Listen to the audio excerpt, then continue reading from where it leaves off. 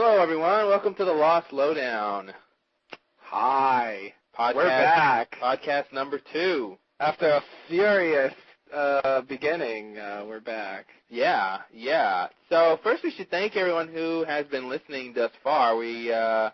We appreciate, everyone listening, and hopefully there's a reasonable number of you. Reasonable number of you who obviously are very all smart and beautiful and handsome. Right. Now, you don't seem to have much to say about what we're talking about. We'd love comments. Comments are great. We wouldn't mind if you went ahead and said something. Yep. Even if you hate it, whatever, it's okay. Yep. If you just listen because you hate our voices or whatever, just throw us something. We like to hear. We got one little comment, and whoever that was, thank you very much. I'm talking to you, sir. You right there. Mr. Anonymous, yes. I personally responded, and I appreciate your little effort there. So let's talk about this glorious episode. I can't believe it. Episode 221. Question mark. So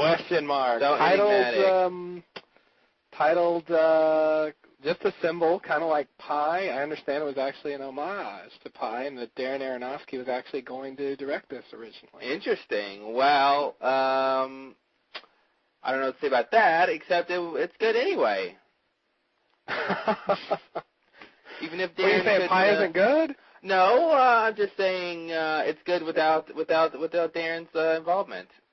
Right. Oh, I agree. I'm not a huge fan of him anyway. I just want to say to everyone who listened to the last one, 1 over 26 to the 7th power.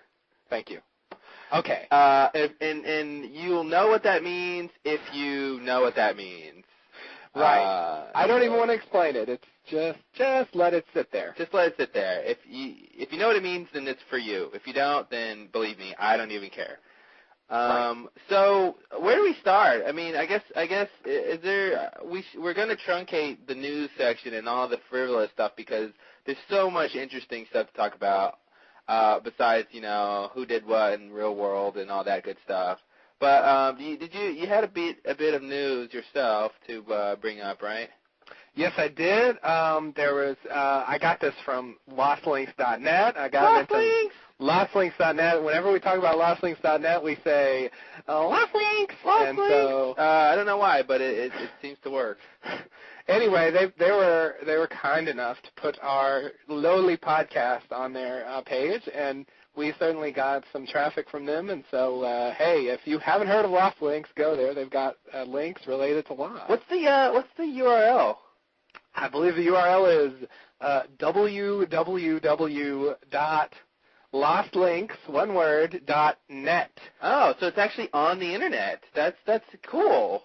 It is, yeah, I know. Wow. I thought I was going to have to go down to my local library and go to the Lost Links section and use the card catalog to find my links. But the Dewey Decimal System. Yeah, it's actually on the World Wide Web. That's new. That's cool. That's Lost Links. It is. And remember, .net, not .com. .net. That's the network, people. So let's stop trying to be funny and let's go to the good stuff. Please, yes. We're not getting paid to be comedians. So. The article that implies we're getting paid. Well, that was a joke. That's the secret we're supposed to keep. Yeah, way to give away the. You just cost us the commission, Mister. Anyway, so there's a story here. It's in this column, this TV Guide column called Ask. No, it's called the I can't pronounce this guy's name. Oscillo Report. Anyway. Can't pronounce this guy's name, but anyway, he writes a lot of Lost articles for whatever reason, and this article that I got from Lost Links is titled "Why Lost Killed Libby."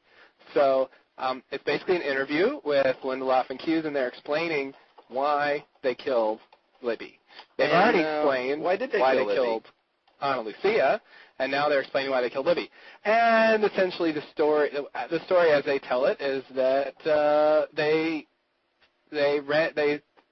here's what, and I quote, "We felt like we had run out of story for her. It happens." I scoff at that. And then they basically say that they will tell her story her story that was implied by the flashback. I retract my scoff. But they will tell it posthumously. Posthumously? Right. Okay, then I'll buy that, because I was going to say they ran out of story. Hey, wait, we all saw that look she gave. There's a story behind that look. I agree. But I guess they're saying they ran out of story for her on the island. Yeah, well, you know what? I really didn't want to see episodes of her and Hurley, like, frolicking in the jungle. Like, I'm glad she's dead, because we would have got so much more of that. Oh, Hurley, oh, Libby, Libby is like, she turns into Hurley. She hangs out with him so much. She would exactly turn into Hurley. Ooh, okay, peanut butter. Peanut butter, please. God, Hurley. All right, is that all the news? Because I'm ready to talk about the episode. Okay. More or less, that's the news. Let me blow through a couple of other things. Okay, please hurry. I listened to the official podcast, and I just want to mention a few little fast facts that I got from that. Okay. The first thing was it was confirmed that the Dharma initiative symbol, the lines that are on the outside, are indeed the Chinese Bagua. Yes. Symbols or whatever, and they mean these elements. So that was confirmed. The elements of, like, life and stuff. Water, earth, fire, all that stuff. Right. So whoever theorized that was correct. I mean, is that really a theory when it's like proven? I mean, that's like saying that the Dharma logo is theorized to be an octagon. I mean, it's obviously an octagon. That was obviously those symbols. Well, but what I meant was it wasn't just like a design. Like they intentionally, I mean, maybe it's ridiculous that they would. Well, but I guess that you're saying it's confirmed that they don't mean anything outside of what they mean in the real world, because they obviously were from that. Right. Okay. Yeah. I guess that's what I'm saying. Okay. Next thing is they admitted that they actually considered not killing Ana Lucia because they thought it would seem as though they were killing her because of the DUI thing. So they admitted that they considered changing things. I think that's important, just in general, to know. Oh, I got something to mention about that. I've got a big thing to mention about that. But I thought it was interesting.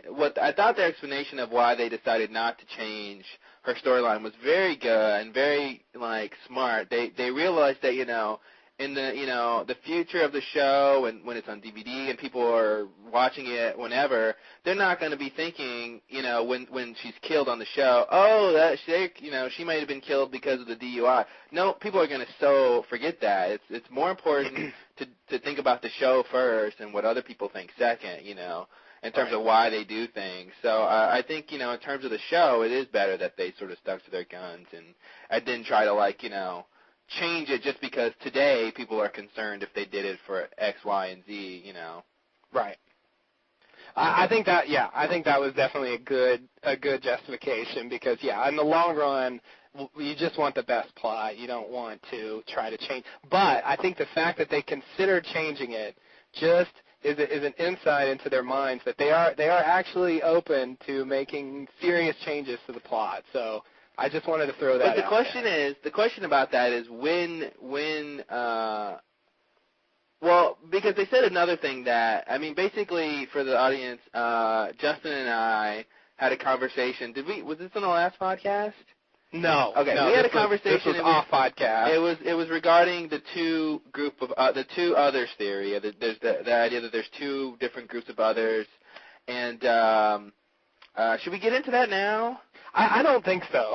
Okay. Actually. Okay. I think we should postpone that for another time. Okay. Basically, I think there's one group. He thinks there's two groups. Yeah. And we basically have our own reason. And the reason that he thinks there's one group, even though there sort of seems to appear that there's two groups, I don't buy in that Damon said something that I think supports my theory on why it's not true, that there's just one group, even though there appears to be two. So anyway, let's go to the next part. We'll talk about that later. Right. Yeah. That's obviously a big show. As far as the show goes, that's a huge sort of topic. So we'll have to address that at some point. Anyway, okay. The next thing is just a small thing. Widmore will pop up in the finale, And there are two branches of Widmore, British and American. That was just thrown out there. Yeah, that's actually from the book, though, too. The book says that, Bad Twin. But it's also in the official podcast, and so I thought Widmore popping up at the finale of Lost was not in the book, so. No. Well, that was actually, we actually knew that from the spoiler link from the daily, the call sheet from the last episode. So we knew that, remember that scene where it says... I forgot all about that. Let's not mention that, I guess. We probably shouldn't give that away, sir. Yeah, let's not mention exactly what that was about, but even though you just sort of spoiled that from saying that. Oh, that was really shitty of me to do. Yeah, let's go ahead and apologize for that little spoiler. I'm sorry. Even though it is news, it is a spoiler. We should have saved that towards the end. So sorry. In my defense, it was in the official podcast. That is true. That is true. It wasn't an official podcast, so. So it's not like they were trying to hide it, but I'm sorry to anyone who didn't want to know that. I'm hoping the people listening to this aren't. I mean, hopefully it's not one of those spoilers that ruins everything. I don't think it is. Okay. The next thing, quick thing. Someone asked, "Is Michael brainwashed?" From the last episode, and they didn't answer it, but they did say one thing about his sort of collapsing in front of Jack and Kate at the end of the episode before last. They said that it wouldn't be very dramatic if he walked up and said, "Oh, hey guys, how's it going?" Yeah. And so that led me to believe that it really was written that way purely for drama. I totally buy that. As a writer myself, I don't know how else I would write that scene. You just can't write it. Oh, hey guys, man, I've been so busy. I got a lot to tell you. Let's go back to the hatch. No, there's no way. Right. So I think the speculation about that. I mean, I think that's pretty much all there is to it. It was a dramatic moment, and they did it. So okay. The next thing, just another small thing. If you go to Amazon.com, the Bad Twin place on Amazon.com, there's an interview with Gary Troop. Oh, interesting. Conducted by Led Granger. Very weird interview. I don't know what to make of it. It doesn't really make sense in terms of the book. He's supposed to be on the island, and yet he's being interviewed. I don't know what that means. Where is it? What section is it in? It's just right on the page. If you go to, it's not in a section. If you just, if you're on Amazon and you do a search for Bad Twin and you just pull up the page for it. Yeah. Well, okay. Well, I'll go look at it real quick. But I was wondering if it's in they have different sections, like the review section versus the critics review. It's section. right towards the top. It's right under where it says the price and it's just right. It's right at the top, pretty much. Okay. Right under where the picture of the cover is, it says Amazon.com exclusive, and then it gives you a link to the video clip of this interview. There's this whole Valenzetti equation thing. I mean, there's some Bad Twin discussion that I was thinking about sort of bringing, but I don't know. I'm sorry. It's a video clip of his discussion. Yeah. Oh, that's worth mentioning that it's actual video, not just like a transcript of like a printed interview. That's what I assumed. It's actual audio. That's where I got that voice from. It's a strange old British I had fellow. no idea where you got that voice from. Didn't get it. Yeah, that's all right. If you watch it, you'll see who I'm imitating. He's got this very, very old, sort of like PBS Masterpiece Theater introducer kind of voice. Oh, that seems suitable. Yeah, it was. Whoever that guy is, I love his delivery. But anyway. I just want to bring that up. There's been a lot of speculation about Bad Twin. I just want to say I listened to the first chapter, and I don't think it's Stephen King, guys. No way. No. I don't. There was someone else that they mentioned that it probably is, and his name escapes me at the moment. It was someone who's big on in the crime fiction world. Right. I don't know who would think it'd be Stephen King. Why would Stephen King do this? I don't know. A lot of people brought that up, but as an avid reader of Stephen King, it's just not his style. It doesn't even the story is definitely not his style, but just the writing style is not. He's got a very distinctive style. Anybody who's read his books knows. And if you just listen to that first chapter, he would never write a first chapter like that. And by listening to it, you mean that there's obviously a link that you can get. Yeah, iTunes is offering the first chapter for free, so if you have that, go listen to it. Yeah. If you want. I did it just because I was curious about the Stephen King thing. I doubt it was him. Obviously, it's somebody who's a writer. I kind of doubt it's any of the major sort of Lost players. I have a feeling they handed it off to some sort of person. I wonder if it's somebody like who does the diary or something like that. No, I think it's an actual. Here, I have it somewhere. Oh God, I don't know. We'll say it later or something. There was a site that people who know crime fiction think it's this one person who I think has ghostwritten books before. Right. Now I would buy that, a crime fiction author, much more. Yeah, it would be. It's a guy who's a crime fiction author. Because that's what it is. I mean, yeah, it's definitely. It's just a little detective story, and I guess it has connections to Lost, but I understand they're not terribly tenuous or important, or they are tenuous. So I've got 2 bits of information to talk about. If you're done, are you done with the podcast? Yes, I am done. One thing is old, but at the time when I heard it, it was new information. That the fact that the question mark was an actual hatch. All those weeks when we were, thinking about the blast door map and all that stuff, I at least never considered that the question mark on the map was a hatch. Didn't really make sense to be a hatch. But in the podcast that aired before this episode aired, where we actually find out it's a hatch, they sort of let the cat out of the bag, as it were. It's one of those things that they do. I guess they just, like you've said before, Justin, either they assume it's not a big deal, or they assume everyone has already guessed it. But yeah, I don't think they sort of did that with Henry Gale. They kind of Yeah. dropped that he was another when people were still debating it. And Yeah. Another thing I want to mention was that they confirmed that the Dharma Initiative has demised, or is demised, whichever is the correct way to say that. They did. Yeah, which I think is a pretty big thing. I mean, some Oh people. my God! I mean, I always hear that part. I always assume that Dharma was now. It's sort of, when you think about the show, it seems like Dharma has sort of abandoned it. But of course, there's people who think they're really still there and operating behind the scenes or something. But the creator said that Dharma is pretty much defunct. So that was a fairly big revelation, I think, too. I did not hear that part, and I'm shocked. Yeah, no, they said it. Yeah, they Wow. said it. Wow. And Damon also said the Dharma logo was a hexagon, which I thought was hilarious. It obviously is an octagon, but Oh, Damon. I'm just gonna chalk that up to whatever. Not that I don't hold it against them. I just thought that was pretty funny. Yeah. So Either he's not good with shaved, or it was just a slip. Yeah, probably both.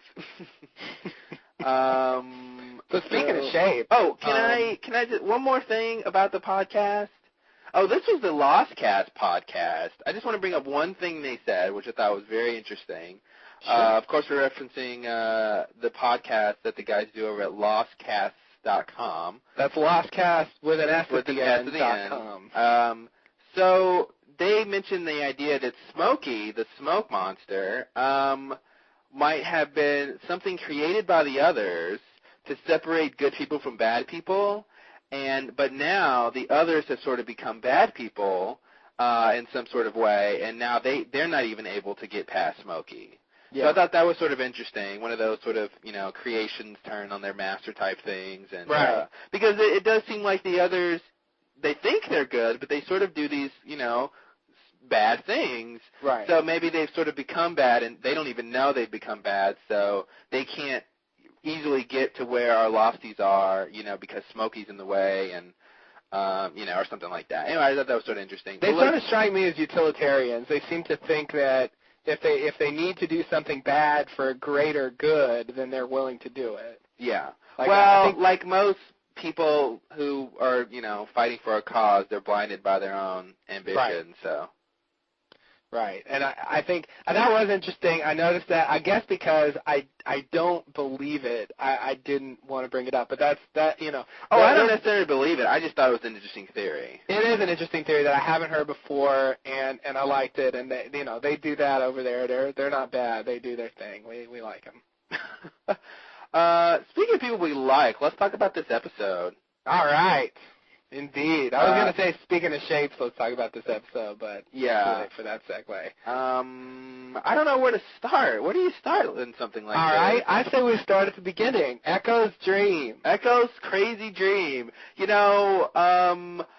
I guess in the last podcast I questioned how are they going, because we read that recap of this episode last week, the TV guide recap or whatever, that was saying Echo was going to be interested in finding the question mark, and I was wondering, how are they going to get Echo to just randomly want to help Locke find this question mark? And we got our answer in a very, what I consider, heavy-handed way, by way of a dream. Right. And that's, I guess, when all else fails, have a character dream about it. Yeah, yeah. If there's no reasonable way for him to find out, just go with an unreasonable way. Go with an unreasonable way. So, they had to come to him in a dream. Now, there's certainly parallels, I think, with the dream that Locke had in season 1. Yeah. And that becomes sort of more important or whatever when Locke has another dream later in the episode. But the thing I wanted to say about that's sort of a small thing, is that I guess Ana Lucia appears to him shot before he knows about it. Is that really strange considering the dream? I don't know. It reminded me of, like Claire had that dream where she saw Rousseau taking her or whatever before it happened, and it just seemed like a parallel to that. I mean, maybe it's not strange for the island, but it's certainly sort of a strange occurrence, I guess, in general. I mean, the whole dream, is telling him things that he shouldn't know. So definitely. So obviously, there's a decent question there about where is that really coming from? I mean, how do these people get these sort of... You gotta wonder, especially considering the fact that Locke had a dream of Echo's brother. I mean, that, it's one thing to have a dream that your dead brother is communicating with you, but for someone else to have that dream, right? Is a little. It's just obviously there's more than just random sort of dream happenings, occurring here. There's something direct happening to these people, and that line that Echo says, he goes, first he tells them, oh, we need to wait, we need to go to sleep and wait for further instruction, and then when Locke has the dream, Echo tells Locke, this is how it's going to happen, this is how we're going to be led, together, and I'm thinking, why? So I'm thinking, why? I mean, I don't understand why Locke and Echo are being led together. He said, this is a way we're going to be led together, and it's so strange that Locke has a dream of Echo's brother. I don't know how that works. Or even, from my perspective, it's weird that Locke has a dream where he's asleep, and I don't know if he's Echo or if he just sees Echo. I didn't quite understand who's like... Yeah, well, no, he was Echo in his dream, and, okay. And can we just talk about... Okay, you climb up to the top of the little mountain cliff there, and then he sees, Echo, who is really Locke in his dream, sees Yimmy, is it Yimmy or Yinny? It's Yimmy. Yimmy. Sees Yimmy in the wheelchair. I mean, that was just sort of strange. Why? I don't know. I guess that was just shock value. Maybe that didn't really mean anything. I assume it was like Locke's subconscious. That was sort of a hint that it was Locke's dream, Locke, I yeah. guess. Even though they were going to reveal it right after that. Okay, so I lost my train of thought. What are we talking about next? Well, all right. So he gets told that he needs to help John. They call him John for whatever reason, and even though everybody else calls him Locke. Yeah, and did Ana Lucia, I don't know what she used to refer to Locke as. I thought she said Locke like everyone else, but then I got a whole theory on this whole Echo helping Locke thing. Should we get into that now or later? Do you really? Yeah. That's interesting. I'll just say it real quick because maybe it's kind of a lot to talk about. But I think, and here's my thought. That's two ways to say the same thing.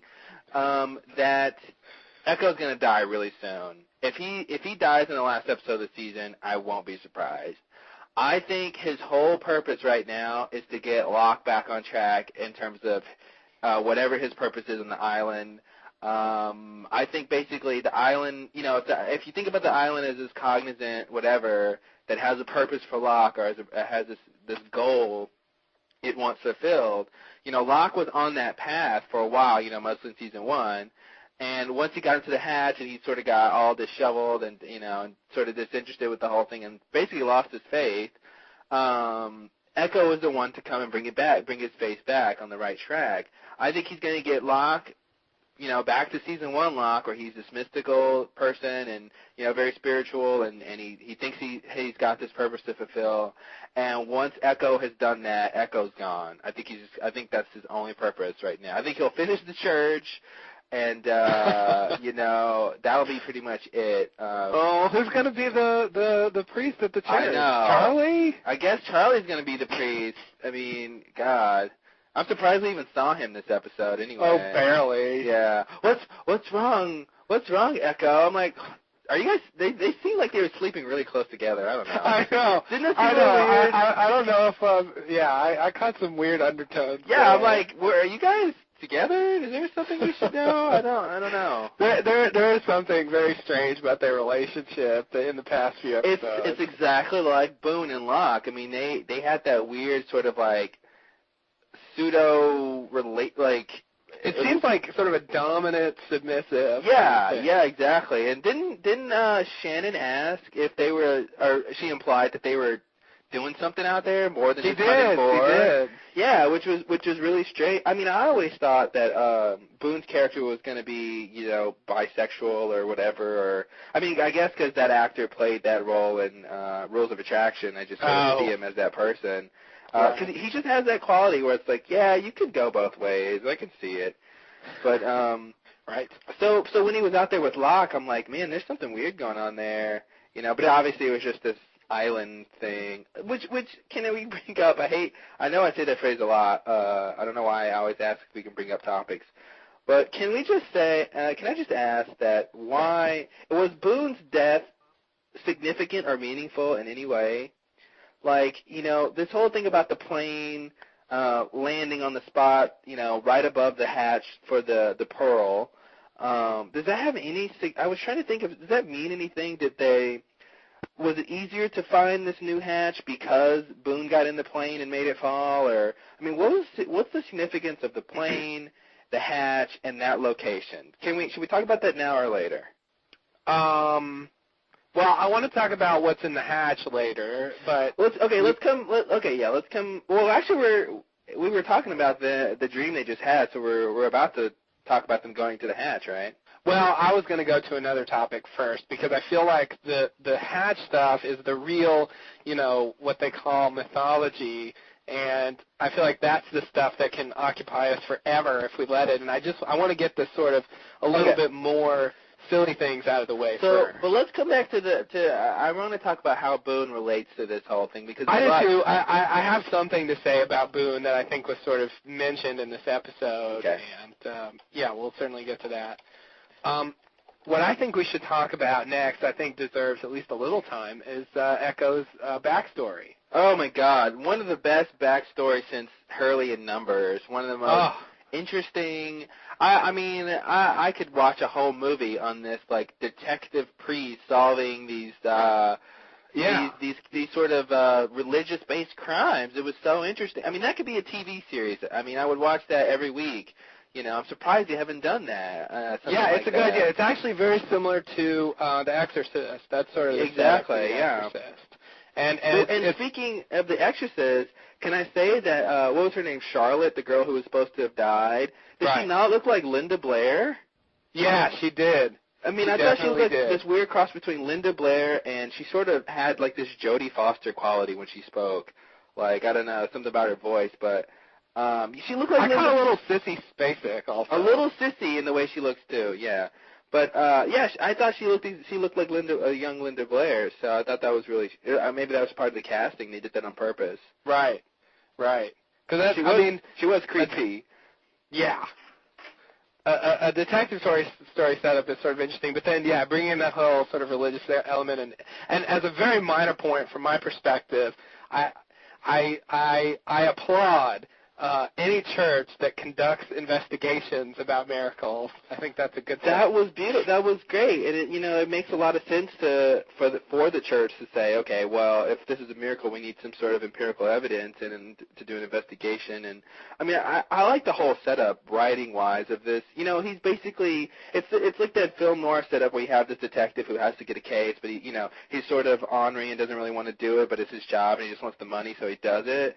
Like Bogart and Maltese Falcon, but it's sort of similar because he doesn't want to be on this case. He's already a disbeliever, so he's got that much more. It's that much more interesting watching him, go through the different steps to solve this case. Right. And it's worth noting, I think, that we still don't quite know how he got to Australia, but yeah. Well, we at least can infer he sort of took a position there in the church, and that's how he got there. Yeah, I guess that does seem reasonable to infer. But we do know that he's not, he's doing this work here, but he's not the religious man that we sort of meet on the island yet. Mm-hmm. He gets approached by this shady fake ID guy who gives him, the passport or whatever, and then says, he's got some sort of work, it sort of implies some sort of criminal activity in L.A. Quote stuff. Right, and that's why he was going to L.A., I guess, and so he was still sort of.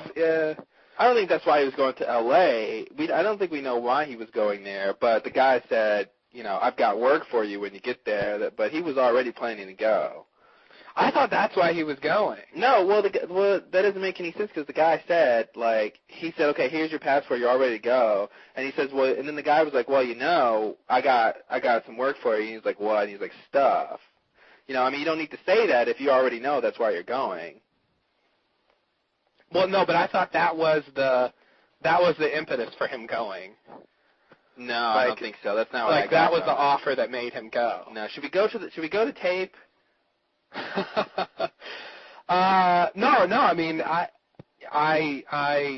you just don't think so. I mean, that's just the way I mean, it just doesn't make any sense to say, hey, I'm going to go to L.A. and then the guy to tell you again why you're going there. I mean, because just the way that he brought it up made it seem like you're already going to be there. I can get you some stuff to do, not that you're going there because of the stuff I have for you to do. Okay. So that part bears watching if anyone's confused. All right. So maybe I sort of misread that, but nonetheless, he seems a lot more. What's the word? He seems a lot more devout on the island than he was off the island. Mm-hmm. He seems a bit more crazily devout too. Like this. He's like a zealot, if I can quote someone from the thing. But, right, who suddenly grew an American accent when he said that word. Yeah. He's a zealot. He's a zealot. Yeah, it's crazy. How did that happen? Maybe he's faking that accent. Very weird. Okay. So the obvious one of the obvious questions that this flashback raises is the miracle. Was it a miracle or not? Good question. I say, I don't buy. I don't know the guy's name. The psychic guy, Malkin. Malkin. Yeah, that's his last name at least. Okay, I don't buy his explanation. He's like, oh, the coroner is just trying to cover his own tail, and he had, my daughter was in hypothermia. I mean, I think someone who went to medical school can discern hypothermia from death. I'm sorry. I'm just going to have to believe that. Otherwise, the medical profession needs a revamping. Right. If you don't know the difference. there is some damning evidence against the guy that he goes and interviews, I think. The first thing was that little comment about how he's actually a Undertaker? I didn't write it down. But then he sort of, but I'm qualified to do this or whatever. He sort of covers for himself kind of nervously. And then the other thing I noticed about the tape is that he's sort of flirting with the nurse. Yeah, I thought that was a very nice bit of just like extraneous writing, that idea that he just sort of flirted first with whoever's helping him with the autopsy. You found that to be it made him seem unprofessional. It made it seem like he was. But it made it seem real to me. It was very unprofessional, but it seemed real because he's in this room just with the nurse and a dead person. Why wouldn't he flirt with I mean, I know what you mean. It made him seem a little less than professional. And the cover-up thing suggesting he wasn't really sort of qualified, it made me think that he really did screw up, and he's covering for it in this way. How do if he's covering up, but basically you're asserting that he's covering up the fact that she didn't really die, right? Right. Okay. How do you then what would be your hypotheses for what's really going on? Why pretend that this girl is dead? Why come up with the story, this whole fictitious story? What would be the purpose of that? Well, it's pretty preposterous, but I believe they did it to prevent some sort of malpractice, a lawsuit, losing his license, etc. He did what? Concocted this story of, it's a miracle. But it's the mom. It's the mom who's saying that. Why would the mom be on his side if it was malpractice? Because that's what he told her that it happened. I mean, she wasn't there when the event occurred. You're saying it was hypothermia. He just didn't have the expertise to know. He was about to cut her open, and realized that she's alive. So he said, "Oh, it's a miracle." Right. I think we have to go back to one of those, to the big question. It's like, I'm trying to think of other situations where basically the writers make it seem like this situation, but it's, they make it seem like A, we really think it's B, but it's really like F. You know what I mean? Like there's really something else going on. Right. I agree that it is very plausible that, that he just got lucky that the mom is crazy or whatever and think this is a miracle. Or would believe that this was a miracle, I should say. Not that she's necessarily crazy, but that she would believe that this would be a miracle. For some reason I'd rather believe what the coroner and the mom says than what the psychic says. He seems like I don't believe what he's saying is the truth either. He was way too overly passionate about what he was saying to be sort of the truth. You know what I mean? You don't have to convince someone that eagerly if you believe what you're saying, usually. So I think what he's saying isn't the whole truth. Now, how much do you think, that's another topic about, all right, Claire, psychic is appearing in the flashback. For anyone who didn't catch that, the father of Charlotte, who was the girl who supposedly had died and came back to life, he is the psychic Claire went to talk to back in season 1. So, right, and he basically got her on the plane. Yes. Now, my theory behind the whole thing, because he tells us that he's a charlatan, that he gets intelligence on people and then uses that. The quote was, I gather intelligence on people and I exploit it. Now, I like this whole thing. I like the fact that he told us this because this actually makes his reading of Claire a little bit more, not more interesting, but I ain't going to say more interesting because I don't know how to say it. Because what I think happened is he is this fraud. He does not have psychic powers, but he did. There's two scenarios for me. A, he's a fraud. He does not have psychic powers. When he was reading Claire, he actually got his first real psychic premonition, and that's what sort of threw him off, and that's what scared him, and that's why he said, I can't read you. He got really freaked out by the fact that this gift he was pretending to have actually sort of came through for him, and he got freaked out by that, and then later, that's when he told her to leave, and then later he realized that what he saw, what he felt was important enough to sort of urge her to get on this flight. That's scenario number one. B is number one. A, and then B, I would say, Claire number one, and then B. And then B, yeah. I think it would behoove us to ask if he was in any way paid or coerced into telling Claire what he told her. And I'm sure people have said that before, but the idea that maybe Dharma or someone in charge, someone who wanted Claire on this plane for whatever reason, told him he had to tell her this information. So in my mind, those are the only two sort of logical. Either he really did get a psychic premonition, or he was, forced to tell her that in some sort of way, or coerced into telling her that. Right. I saw, reading the episode thread, I saw both theories, Theory 1 and Theory B being offered as possibilities. I guess where I would land on the issue, probably just because of my own sort of beliefs about things in general, is I believe him when he says he's a charlatan. That seems reasonable to me. I believe that too. And that he gathers information on people and exploits it. That's what psychics do. Sorry, guys. That's just, my personal opinion. So I buy that.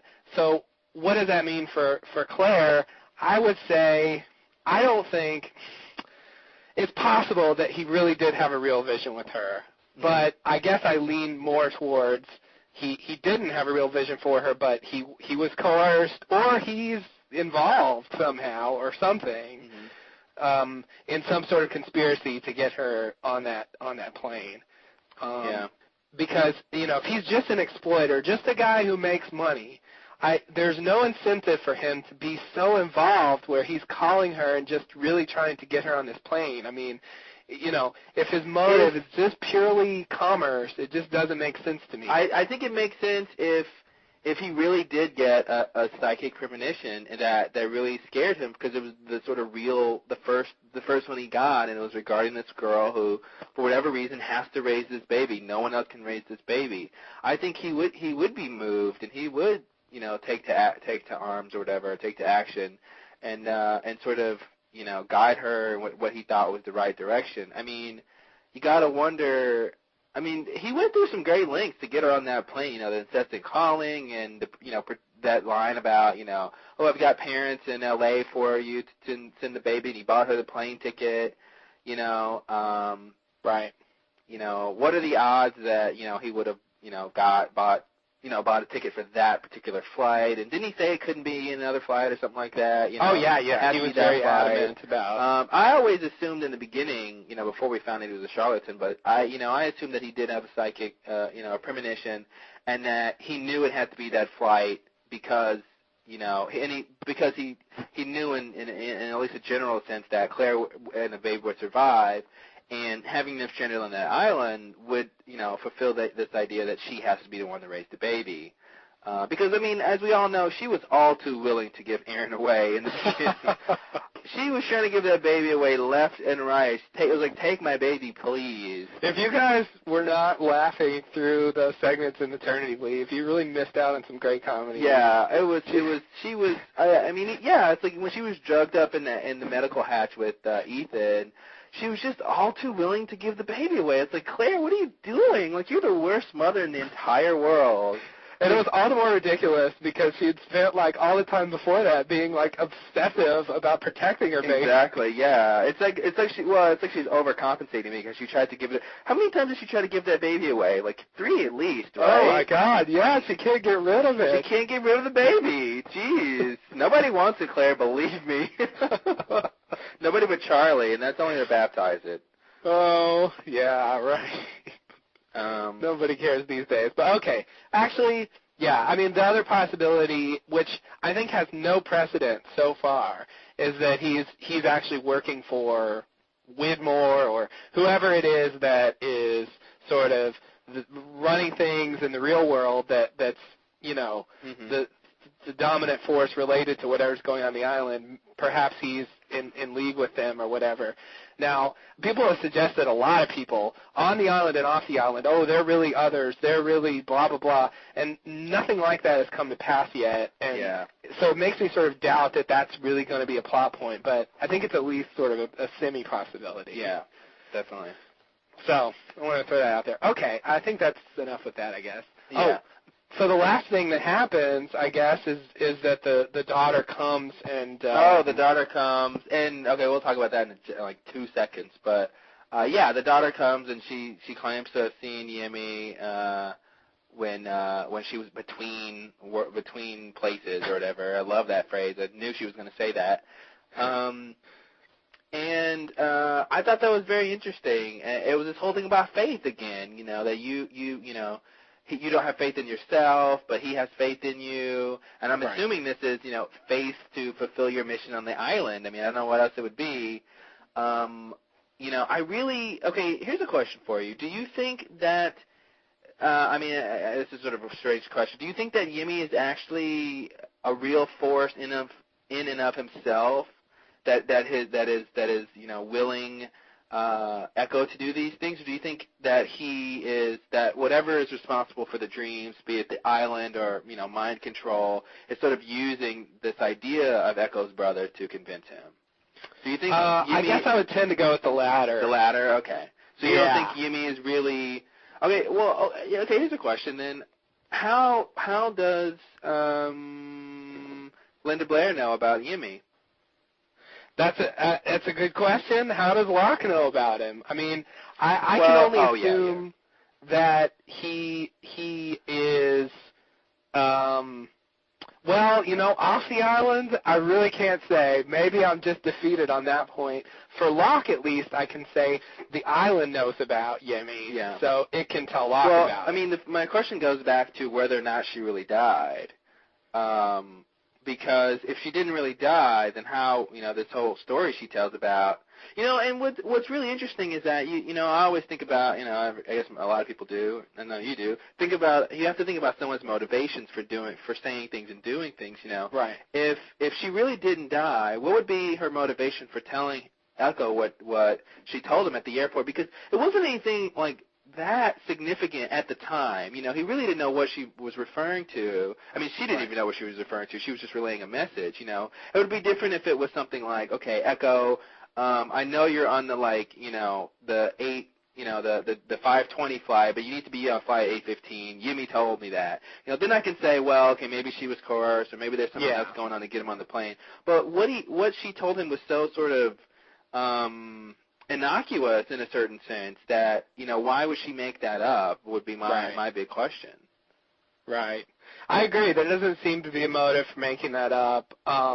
She there's a little doubt there because of what her father does, but I think, if we assume that it's not some sort of deception and there doesn't seem to be a motive for it, then I guess you have to accept that somehow she really did get a message from him. And I think there's two things. I think we can almost say that the idea that the island has influence outside of itself, is a theory people have said, with the numbers being in certain places and, maybe the island sort of willed everyone to come there and it sort of, made those people survive. So maybe that's true. But if you think about, the fact that Charlotte's father, what's his name again? Malik or McClory? The last name's Malkin. I don't remember his first name. He's a charlatan. He researches people. Okay, I guess a lot of our listeners, or a lot of people in general, would say, well, maybe Charlotte knew about Yimi because they did research on Echo. But it's like I want to think about the possibility of tracking down this guy who's a priest in Australia, who was a priest. But he's, all the while, he was from Nigeria, where he sort of, actually his name is different too, because he's Reverend Tundi. When he's in Australia, he's using an alias, and and no one knows that he is not really a priest. He's got sort of official paperwork from his, I guess Yimi is the one who gave him the papaperwork. I believe he ordained him or whatever. So I'd like to think that finding out, Echo's long dead brother would be a little bit, out of the range of this sort of too big psychic guy. Right. And even if you did find out that this guy had a dead brother, why would you tell your daughter to go tell him, you need to have more faith in yourself? Right. there's no reason, and that's what makes me think. I guess we just have to believe that's what really happened. Yeah.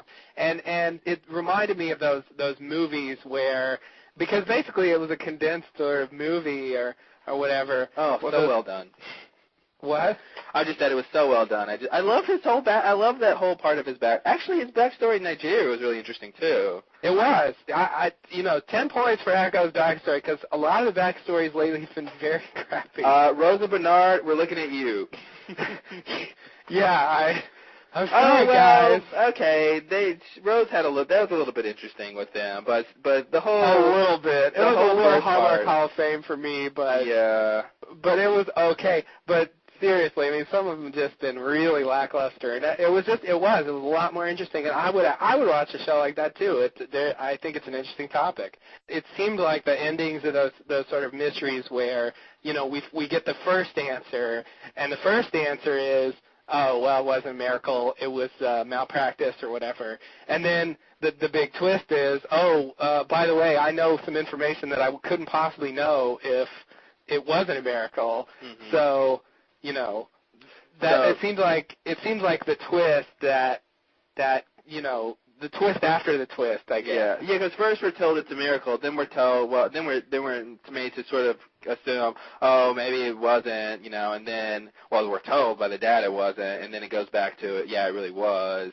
Right. And Echo sort of accepts it. I mean, he just says, okay, well, I guess that's not a miracle. Yeah, I think most of his acceptance was in the fact that he didn't want to investigate it anyway, so he didn't care, if the family didn't want to, make the Vatican declare it a miracle, then he was just done with it. But real quick, why would the family take their daughter to a coroner who wasn't qualified? I mean, usually, in a situation like that, and I guess having them take their daughter is maybe not the best phrase, because I don't think you really get a choice on who does the autopsy. Usually those things, if I'm not mistaken, I mean, there's like a county coroner, or the city hospital, whatever. The person who does this all the time, 24/7, that's their job, is to do these things. And I don't know if we're made to believe that they sort of live in a rural area. I mean, I guess that's supposed to be the situation, that they don't sort of live in a big city or something. But, I mean, didn't Claire go to this psychic who, in Sydney? So aren't we supposed to assume the psychic and his family lives in Sydney?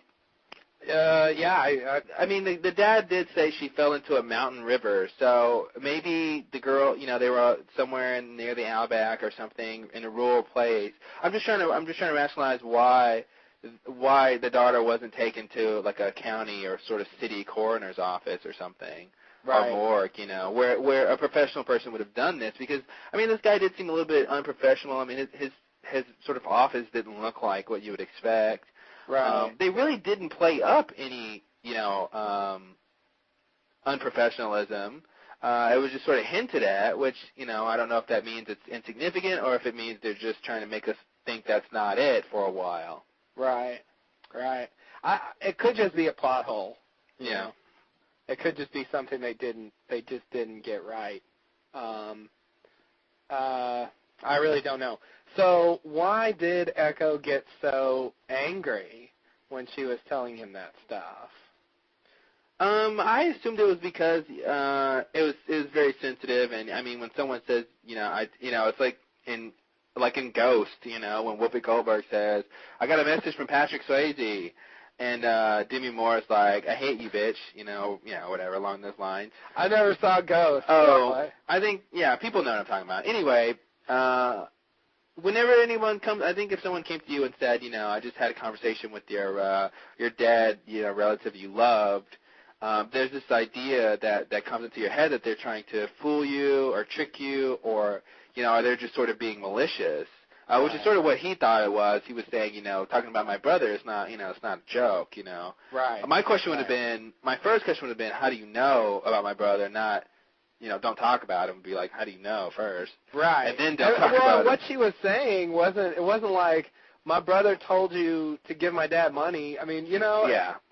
It was very innocuous stuff. It just seemed odd that he was so angry about it. Yeah. I got another thing about people being angry for no apparent reason that when we talk about the first part of the episode, we should bring back up. But right, yeah, okay. I mean, I think that's the end of the flashback. So no! I want to mention something. I want to mention Libby's cameo. Oh, I was gonna brush over that, but well, okay. I just want to mention it because it was very similar to Sawyer's cameo on the last one. A little bit more plausible. Yeah. But I did want to mention, besides the fact, everyone knows we saw Libby. That's not exciting news. But she was wearing a cross. I never noticed that before. But she was wearing a small cross in that scene. Really? I didn't know that. Exactly. That's one of the little tidbits I noticed. Good for you. Hey, thank you. Please send me $1 via PayPal. I mean, I don't know if it means anything. I mean, obviously she's dead, but I just thought it was a little interesting tidbit since we were in Echo's flashback about religion, right. that we saw her with this little cross around her neck. So I like that cameo better because, I mean, you got this huge guy shouting at this woman. Yeah. So you can understand someone saying, what's Libby going to do? Tell Echo to calm down? And Libby isn't going to be able to do shit. It was one of those things where if he was going to cause trouble, she'd probably just yell like, security or something. Yeah, I love her as an actress. I really wish she wasn't dead. I love that look on her face. She's like, is there a problem here? And she looks like, Mister, you don't know who you're dealing with. Right. She gives that weird look like as if she's really going to do something. You don't mess with the L. You don't mess with the L because I am from a mental institution. I'll go crazy on your ass, for real. I'm certified. And then I'll make a nasty look when you're not looking. Exactly. And then I'll berate you for not getting the blankets. Oh God. The blankets. That's one of my favorite lines. I'm sorry, I forgot the blankets. I'm like, Hurley, even when you're crying and pathetic, you're still funny. I know. I feel bad for laughing at his grief. I know. I was totally laughing. I'm like, Hurley, how do you say something like? He's the only one who could apologize for getting someone killed ostensibly, and it still come off as comedy. Yeah. I guess that's Hurley's magic. That's your magic, Hurley. Oh God. Okay, so we just talked about the sort of flashback part of the episode. Let's go back to the beginning of the episode. All right. So we talked about, the show starts with Echo's dream. I think I'd like to mention is, first Echo's dream, and he sees Lou, and she says, you got to help John. And then he has the quick flash, of images. If anyone has not seen what those images are, Justin, you said is it on the Lost Forum? Someone has a link to what each frame was. Yeah, in the episode thread, actually, it's not even linked. They just listed out. Okay. They did get it from somewhere, but they had there's just a list in there. It's like 20 something. Yeah, I went through frame by frame and I made a list. I mean, I can just go over a few. It's just generally just tell the audience there's nothing incredibly interesting. It's stuff we've seen. I mean, it was a flash at the crash site, Smokey. Some girl with her face down in the water. I can't remember who this girl was. I think that was the girl who drowned in season 1. The necklace, the necklace, what's his name, found. Jen being blindfolded. The teddy bear that was carried by the others. That little shot of the others walking by and the little kid who had the teddy bear. Shot of Echo's brother. The Arrow logo in the hatch. The Dharma logo of the Arrow logo or whatever I should say.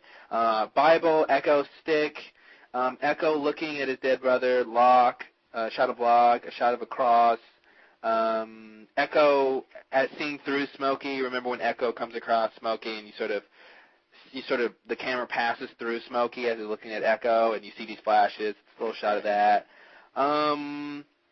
That's pretty much it. And a couple little shots from when Echo was getting on the plane and his brother gets shot and dies and Echo stays behind. A couple of those shots. So it was nothing like I think that intensive. It just seems like he was having a dream. So sort of these quick memories came back to him. Right.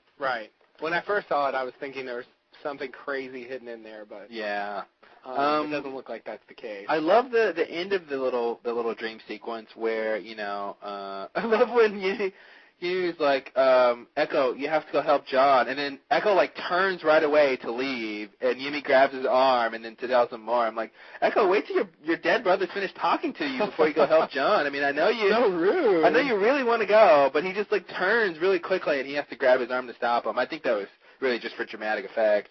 Yeah. And because when he grabs his arm, the room starts shaking, and you sort of hear that noise like the thing is powering up again. Right. Which is weird because Echo's never heard that, right? I don't believe so. I don't think he's ever heard that noise. So, but I mean, it's only happened like twice. Yeah, I guess it's not really weird considering that the dreams are probably coming from the island or from some sort of source. But I thought that was nice. It's probably that too is probably just for dramatic effect, but. Definitely. So at the beginning of the episode, we go into the hatch. What's happening in the very beginning? I don't remember now. The very beginning? Well, basically, Libby isn't quite dead yet. I love that look Michael gave when he in the last episode. No, in this episode when she spits up blood. I love when she spits on Sawyer like that. Scared the shit out of me. I mean, I saw it coming, but at the same time, I'm like, she just like, blah, and like, just scares everybody. Violent. Very violent and sort of ridiculous. And I love that look when Michael's like, holy crap, she's not dead. What the hell am I going to do? I love that look, man. That was so great. Right, and he kept sort of asking about her throughout the episode, and it was always sort of weird, like, I don't know. I guess if you're Jack, you just don't catch anything, and everything just seems like, oh, he just has some nice little curiosity. He just wants her to be okay. Mm-hmm. But like, it seems so, especially when she's spitting out his name, and then he assumes that she's as her dying words. She's just she's worried about Michael's okay. That's the thing about Jack. He's really, I mean, I know he's a doctor, but what is his IQ? It can't be too high. I mean, he could run for president with an IQ like that. Sorry. No, but, yeah, he's like, oh, no, Michael's fine. Don't worry about it. You can die in peace. You think that's what she was talking about? Do you know how I was shaking my fist at the TV? I was yelling for her to, I was like, say it. Okay, first she said, I could tell she was going to say Michael because her mouth was doing that, like, thing. Right. So I was like, okay, she's going to say Michael. She said Michael, and I was just like, just say, like, did it, or say shot, or say murdered. Give me one more word, Libby. Give me one more word, and her ass had to die. Oh, God. Should have had another word. Yeah, but I knew that I should have known. There was no way they were going to get that out this quickly. Right. So there has to be a little more time where Michael is the traitor, the sort of good guy, and then we have to have a more sort of good guy, and then the whole period where we wonder if he's a traitor before we find that he's a traitor. So. Right. I have no doubt, but why was it was really weird. Okay, so basically, like, Libby's dying and Alu's dead and Michael's hurt, and then, like, Jack and Kate and Sawyer are sort of sitting there, and then Jack was like, I don't have what I need to make her feel better, and he looks at Sawyer. Sawyer's like, why are you looking at me, Doc? And then Jack goes, the heroin, Sawyer, I need the heroin. I don't understand why he was so pissed about it. And then Sawyer, like, gets up, like he really doesn't want to go get it. And he's like, 20 minutes. And I'm like, I was really confused why that was an issue to be mad about. Why didn't he just say, Sawyer, I could use that heroin you have? It was like, I guess he was just blaming Sawyer because Sawyer has it. I guess it's residual anger for the fact that Sawyer stole it in the first place. Okay. But it would be different, it's not, that didn't seem like, I mean, I guess Sawyer has a history of not giving people things, but when someone's dying, I think Jack could have just asked, Sawyer, can I have the, drugs to make her feel better? I don't think he would have, and he didn't sort of, disagree with that. But I just thought it was weird that he's too petty for that. Yeah, he's too petty for that? Or that's too petty for him? Jack, he's too petty to sort of let it go for the moment. Even though he apologized to Locke, which I still don't understand why he did that. That was a shocker. That didn't seem like his character. I was really surprised. I made a note of that again because I was trying to figure out why did he apologize. Yeah, I really don't know. I mean, it's the right thing to do. He was wrong, but Wait, what was he wrong about? He was wrong about Henry Gale. He was wrong that Henry Gale was what? Was not another. Was he wrong? Yeah. I didn't mean that. Of course Henry's an other. That's not what I meant. He thought Henry wasn't an other? I don't remember that. I just remember him not wanting them to like torture him because of it. Yeah, but his whole thing was, well, I guess he didn't adamantly say it, but he seemed more like... So he basically was like, if we would have killed him already, this wouldn't have happened. Yeah. It just seemed weird. I don't know. Yeah. It did seem weird, but so, that was last episode. So Sawyer goes to get the heroin. There was a great Jack eyes wide open shot. Oh, yeah, when he says, when Sawyer was like, because Jack tells Kate to go with Sawyer, and Sawyer's like, yeah, Kate, you need to come with me because Jack wants you to see what my stash is. Is that right, Doc? And is that what he's talking about? He, like, turns around real fast. He's like, yeah, Sawyer, that's about it. That's about it. Like, that's right. And his eyes are so wide open. His eyes are so wide open. Laughing because it's the classic Jack having his... With his eyebrows to the back of his head. It's so crazy. I don't know if that's his intense look or what. I think that's his intense look. It's a very versatile look. It can be inquisitive. It can be intense. It could be conciliatory. It's great for all occasions. We haven't. I'd like to thank people for listening thus far because we haven't scratched the surface on this episode. No, not even close. We're talking about very trivial things right now. Okay, let's go to some bigger things. Should we go to? Here's a question. Echo says. Maybe this is. I think this is important to bring up now. When Echo says the work is so important, the pushing the buttons. Should we? I was going to bring that up too. Yeah. Yeah. Should we talk about that now, or should we talk about the beginning of going into the hatch? It's hard to say because I think they dovetail a little bit. Yeah. I definitely want to talk about the plane and Boone's relevance to the plane.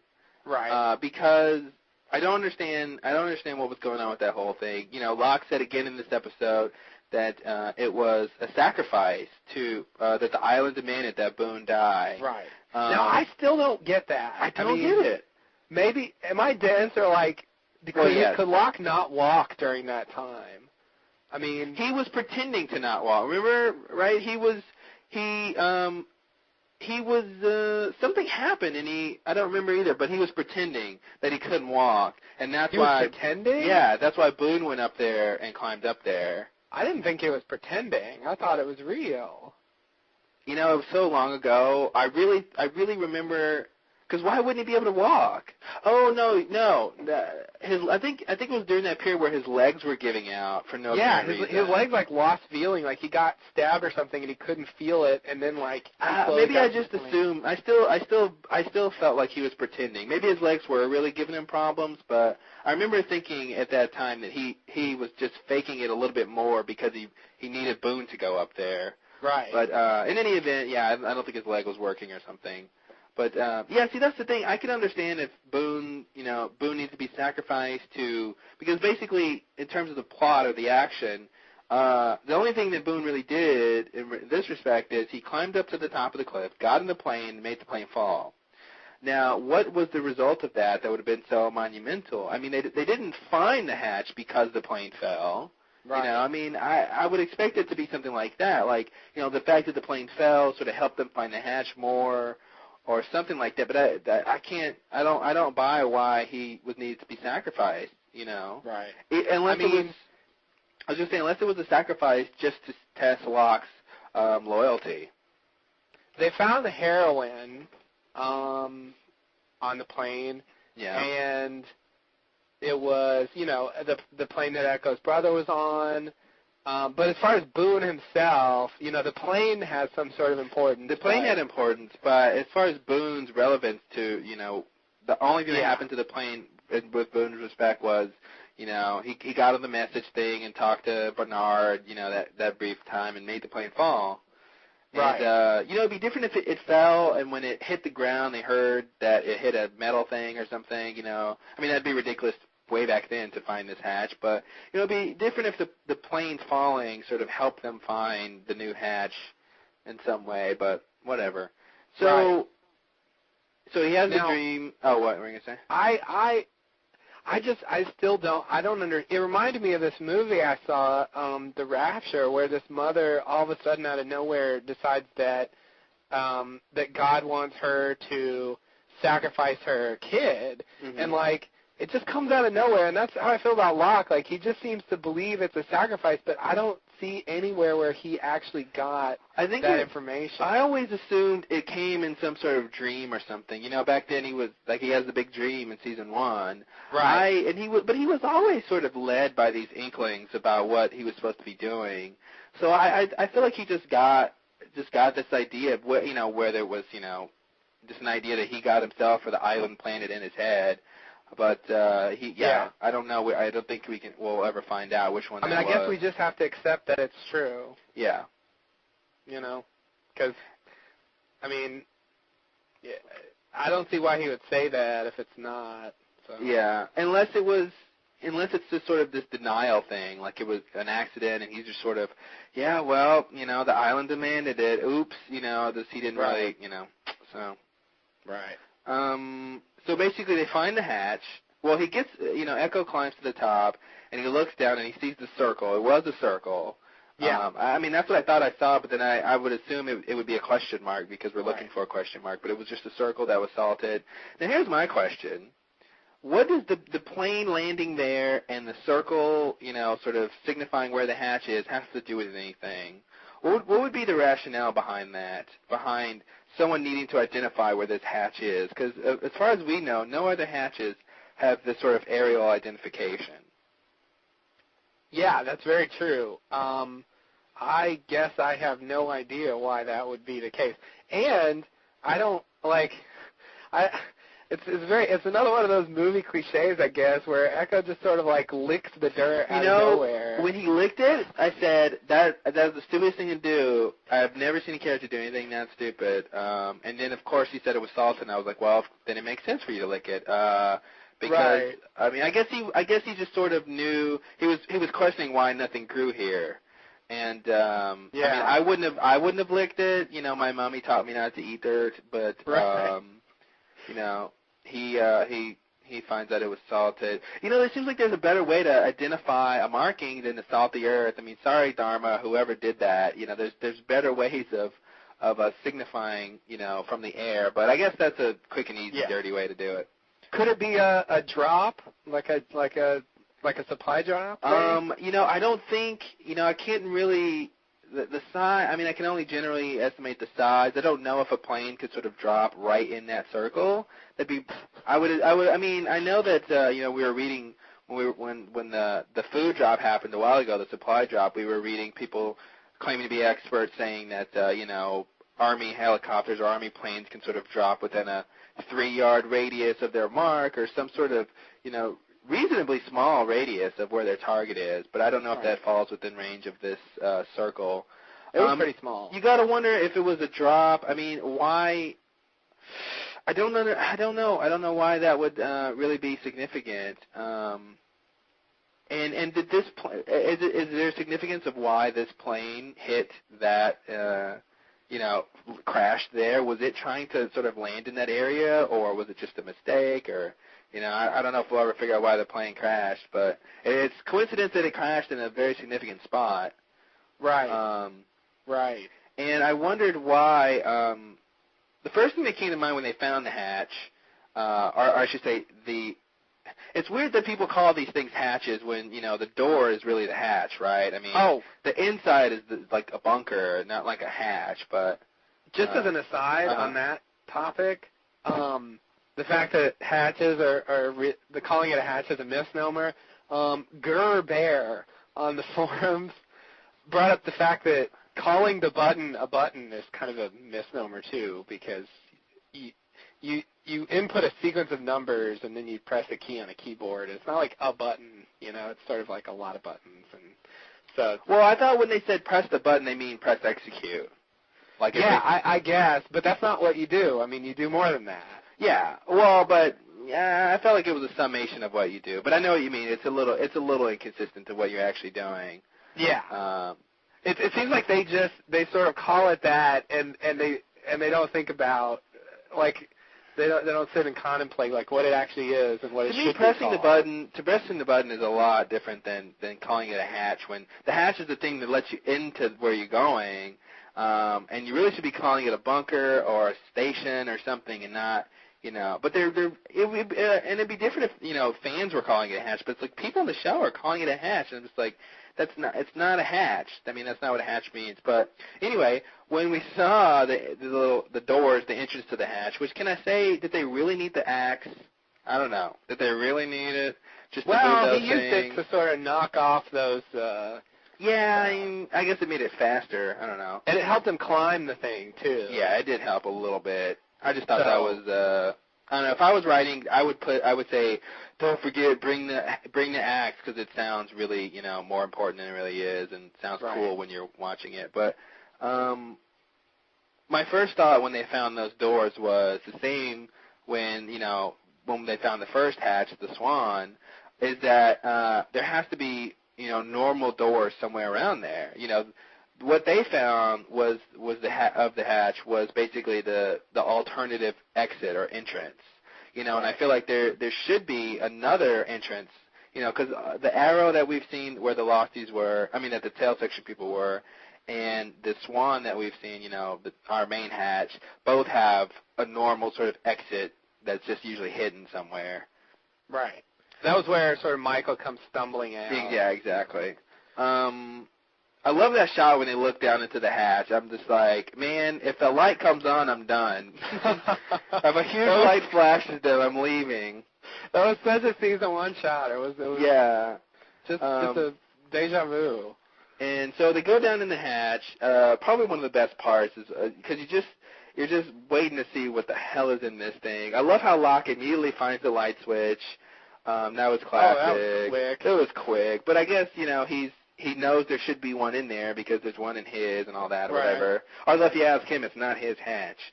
Yeah, right. He's adamant about that now. Yeah. Although he might take over ownership now, but right. So I made a lot of notes about what we see in there. So did I. This is the central thing in the episode. We should have told people to fast forward to this part if we would have known where this part would be, sort of in our podcast. Right. Yeah, that would be good because this is what you want us to talk about, probably.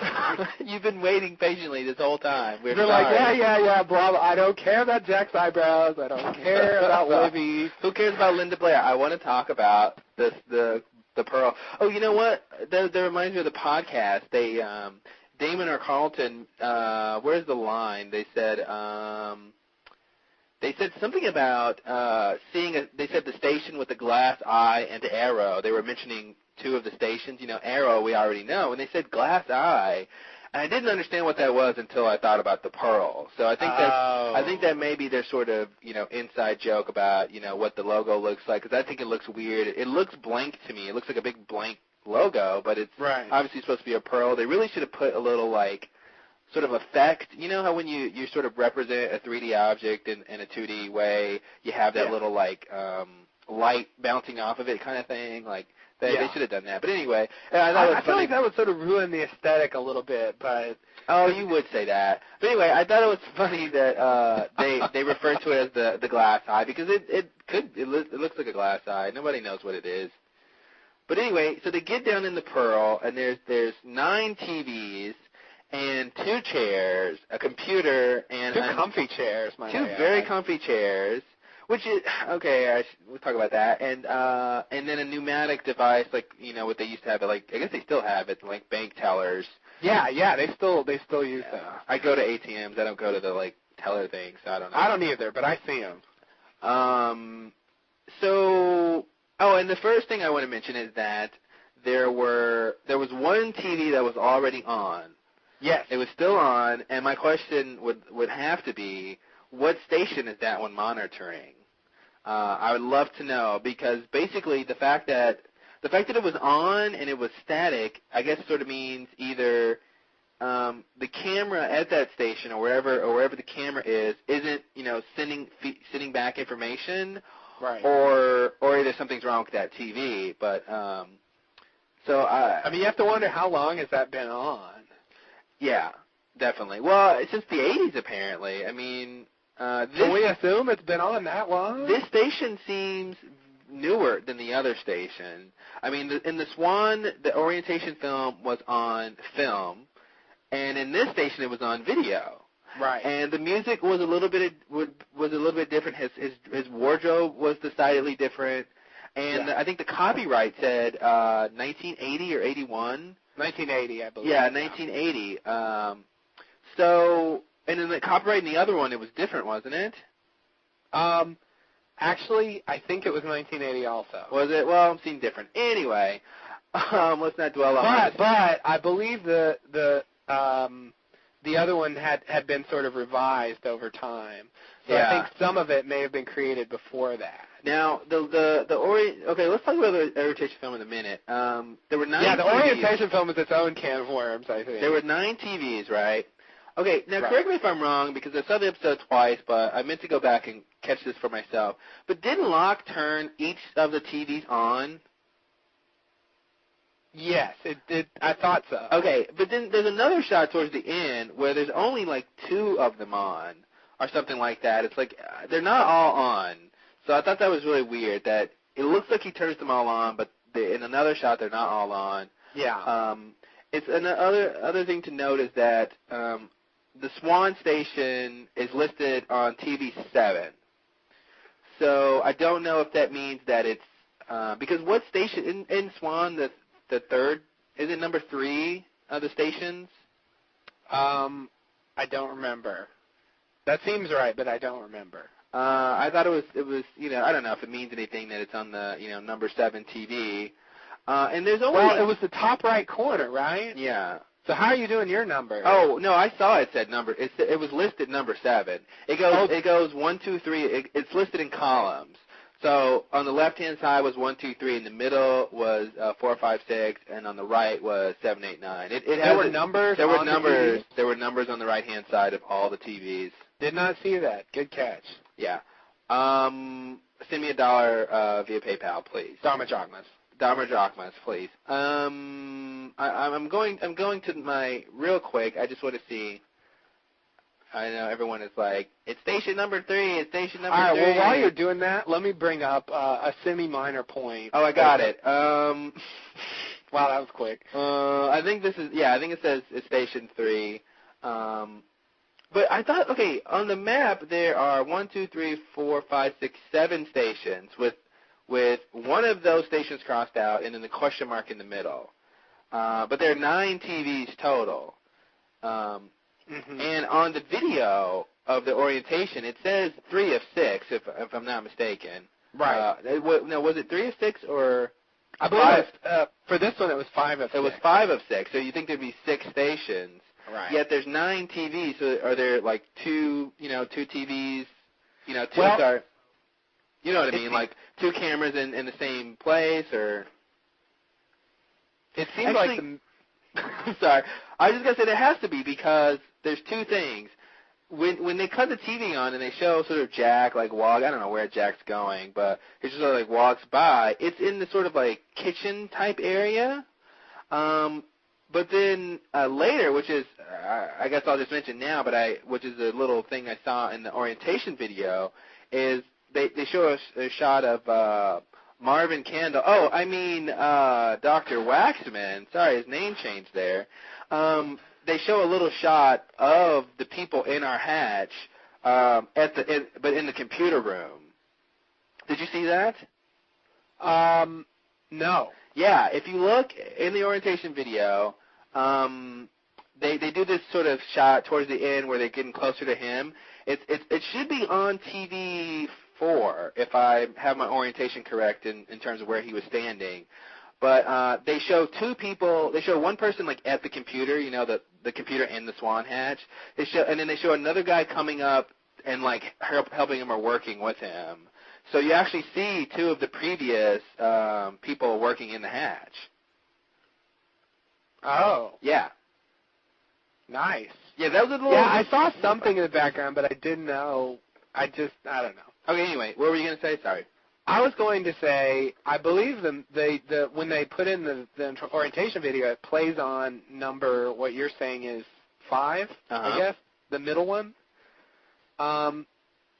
And so, there's one that doesn't seem to be getting a camera feed. Or I guess it could be getting both.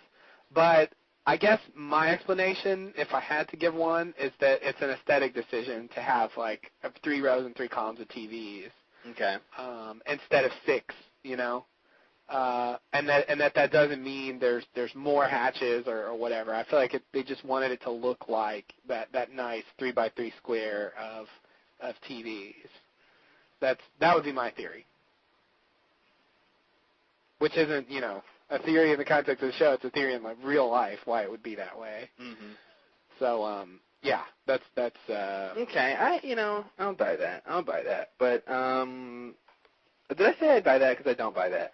Well, I mean, what I think is, I think maybe the TV in the middle is sort of directly for the input of the video, so that sort of takes out one of the 9. So if there's 6 plus the 1, that's 7. Wait, how are we still back at 9 now? We got 2 more to fill. Yeah, no, that doesn't quite finish it off. Yeah, well, and plus there's the one station that is on the blast door map, but it's crossed out. So maybe it was supposed to be built and wasn't, or what were you gonna say? Right, and there's a camera inside the Pearl hatch itself. So I don't know if that feed goes to the Pearl. I mean, that'd be very weird if they had a camera on themselves. That'd be very strange. But I guess is there any point in monitoring yourself? I imagine that camera was going to who's ever in charge so that those people could be monitored. Yeah.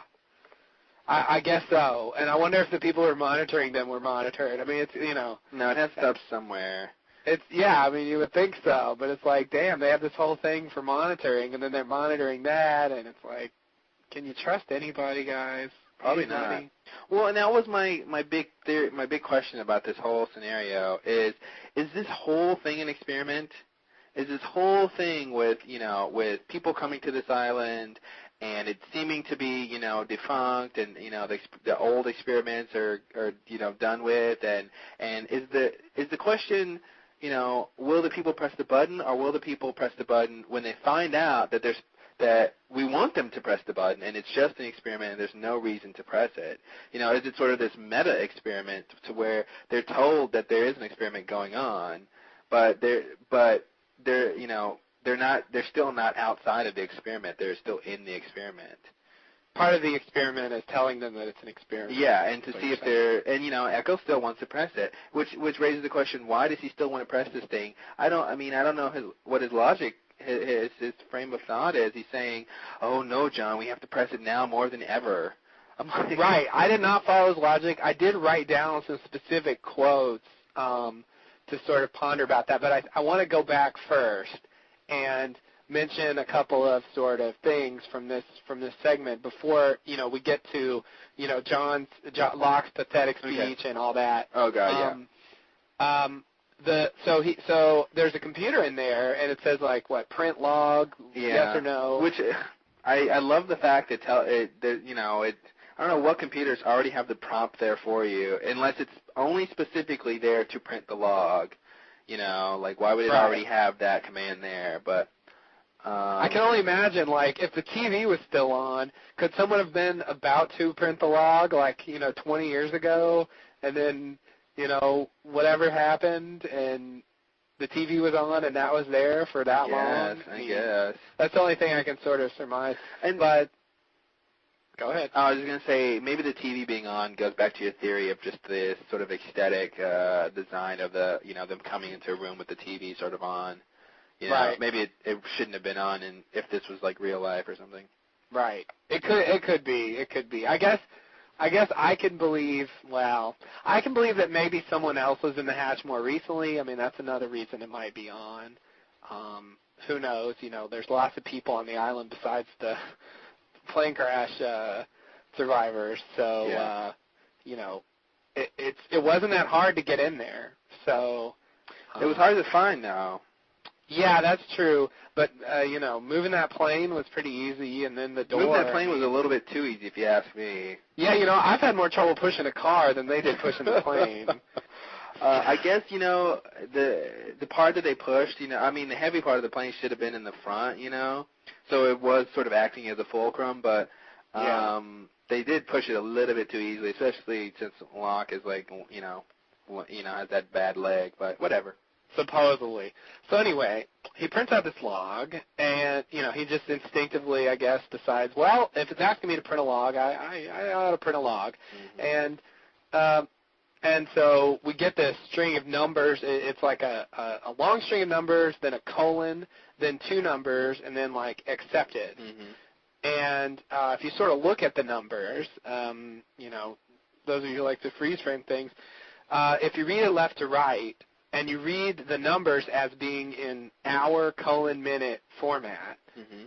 then they're separated by 1 hour and 48 minutes each. Are they? Yes.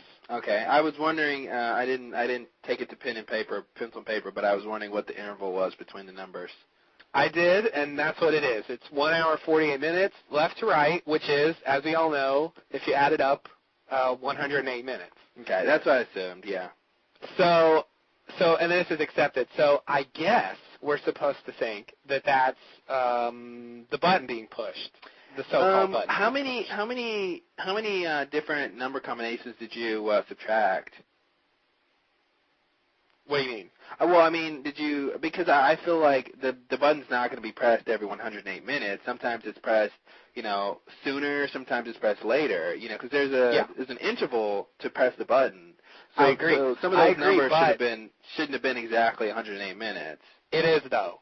Every one that I checked, which was a lot of them. Okay. There's a if you look at it, there's a pattern. It really is every 108, and that's the point I was going to bring up. They press it shy of 108 pretty much every time. Mm-hmm. I mean, only twice has it even come close to the pure 108. Yeah. So why would it record that way? I mean, is that their way of just counting how many times the button is being pushed? It's a very convoluted way of counting. Yeah, or maybe it's the computer program is just saying, was this code entered within the 108-minute allotment?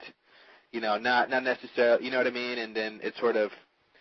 I mean, it's not the way you would do it if you were really, if this was real. Yeah. You would do it specifically when it was pressed. Because it's going to subtract. I mean, if that's supposed to keep track of time, I mean, if they press it at 106 and then they press it at like 105, those minutes that they're leaving off are going to add up, and eventually they're going to be way behind. Yeah, I think this is a case of the writers not going that into detail. Yeah. Oh, and I guess here's the other thing now. I guess just to play devil's advocate and defend them, maybe because it doesn't. You can't really tell what time frame the log was referencing. I guess that many hours since the thing started, but maybe the part that we saw was when someone was very diligent about pressing it, exactly at the same time or something. Yeah. I mean, I guess you could throw that in there as an idea that the reason we saw it on that, like if you got a log of, more recent activity, you would see it when they sort of pressed it at different times. Right. I mean, that's the thing. I think it would be interesting to see. I don't know if the show's going to do this. They don't necessarily sort of do all the stuff they should. To see if the incidents, at least the one where the clock went all the way, like if that records somehow differently, or if there's any sort of anomalies in there that aren't just like 108 accepted, Yeah, I mean, what got me was that the video didn't, the video just told the participants to record everything. It didn't sort of give them any instructions of what to do, if A or B or C or whatever happened, like it didn't say, okay, now if you print out the log and you find out they didn't press the button, or, I mean, they didn't even tell them, the viewer what they were supposed to be monitoring. Right. So to me, it didn't even seem like whoever was in that hatch was in any sort of control position. They were just another part of the experiment, I think. because, because if you were in sort of a control position, if this was someone who was supposed to be helping to gather the data for the, experiment, you would want to know, okay, now what do I do if they don't press the button, and what do I do if they, if they're dead, or what do I, what if I do if one of them kills the other person, that orientation wasn't very all-encompassing. And I would think someone who knew that much about the experiment wouldn't need an orientation film. Exactly. So, yeah, it does suggest that whoever was there was not sort of a higher up, the powerful, even though it did sort of remind me of a few movies I've seen with people sort of sitting there monitoring other people. And remember that scene in The Matrix with the architect when he was just sitting there and then all those, screens in the back? Yeah. That's one I didn't think of. I thought it was strangely more obscure ones, but that is what that was similar to. Definitely. So, what do you think? We come in, we see those two very comfortable looking chairs with those magnifying glasses attached to them. I don't know why you would have a magnifying glass attached. What could they possibly be looking at? Sort of seemingly all the time since it's attached to the chair. What could they be looking at that they need a magnifying glass? I did not notice the magnifying glasses. Oh, basically it was this huge. It had it was a big magnifying glass. The kind you would if you were you're a watchmaker or you're doing very minuscule work all the time with little tools. It's big, you know what I mean? It's big enough for you to sort of look through and see your whole field of work there. It was attached to. I think I saw it on one of the chairs. And I didn't think I saw it on the second chair, but in the video I definitely saw it on both chairs. But anyway, so you got the magnifying glass attached to these chairs. Then you have this weird substance that's on one of the tables that to me looks like drugs. I saw a cigarette. I saw a cigarette, and then I saw these little nodules. And I'm like, is somebody rolling some joints? What was this? I don't know what to call that stuff. That was a weird shot. Yeah, and I can't imagine what that was, and they didn't seem to care. I mean, Echo's going to go lick the dirt, but he doesn't want to see what this stuff is on the table, but that's just him. It might just be a throwaway. I don't know. It can't be a throwaway. There's no way that's a throwaway. Why would a production designer, why would anyone who's responsible for for decorating that set say, okay, well, here on this chair, we'll just sprinkle some crap on top with a cigarette. I mean, unless that's supposed to be tobacco and, whoever was in the hatch was rolling, but they didn't seem to make it obvious that's what it was. I mean, I'll buy if it's just, tobacco and someone rolled a cigarette, but it seemed like it was important enough to question. Maybe not, I don't think it's important in terms of the whole show, but I think it might be like the mural or something. One of those things that's there. It's just sort of there to make it sort of feel more realistic. Yeah. And fill everything out. Yeah, but I feel like it's not necessarily going to matter, whatever it is. But it is sort of interesting to try to, because I mean, it seems so prominent when you watch it because they devote a whole fairly extended shot to it. Okay, so I guess we should. The next thing on my list here is the orientation film. We've already talked about it some. Mm-hmm. The first question I have about it is, why does the good doctor use a different name? And okay, first it was Marvin Candle in the Swan video, and in this one it's Mark Waxman. Now you heard Waxman, I heard Wickman. Oh, was it Wickman? I think it is.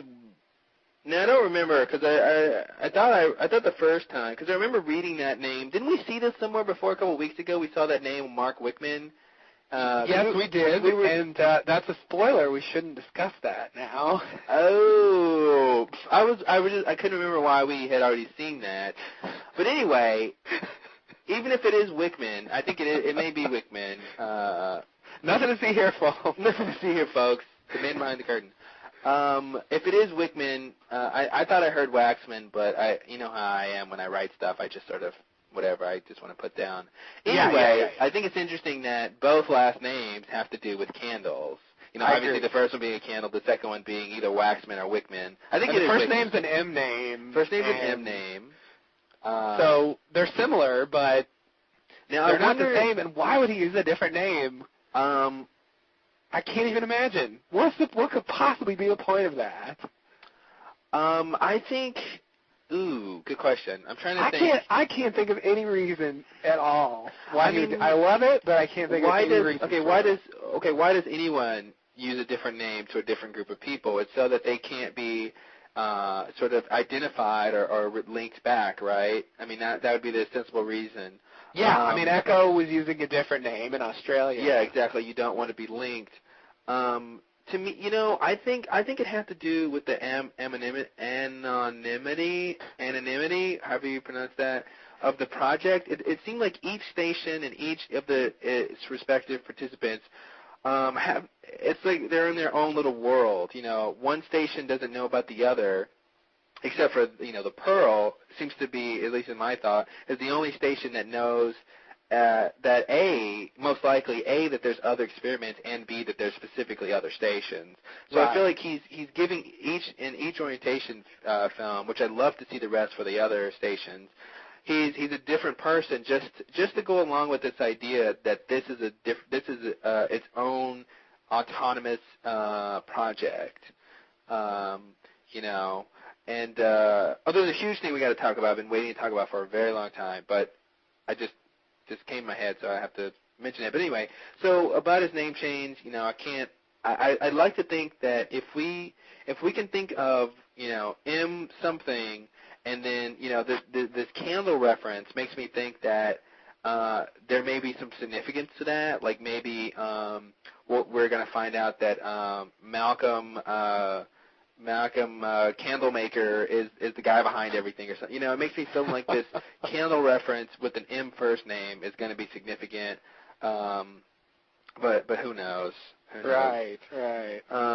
So it's all an elaborate plot by the candle industry. Crabtree and Evelyn. Yeah, Crabtree and Evelyn. They want to take over one island at a time. First this island, next Hawaii. Try the vanilla, guys. Try the vanilla. Yeah, vanilla candles are the only candles I can stand. Anyway.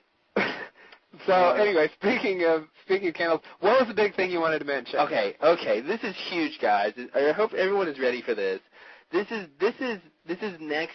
along the lines of finding out that for a fact that the Dharma Initiative is defunct. You piqued my interest. That's all I'm saying. He says towards the end of the video, when you're done with your 3 weeks, go. I forgot the name of the place, but he says go to this place and catch the ferry. You remember that part? Yes, I do. Now, they had to point that out to me. Some people seem to think what he said was Apollo, but it didn't sound like Apollo. No, I heard. Oh God, I wrote it down. I heard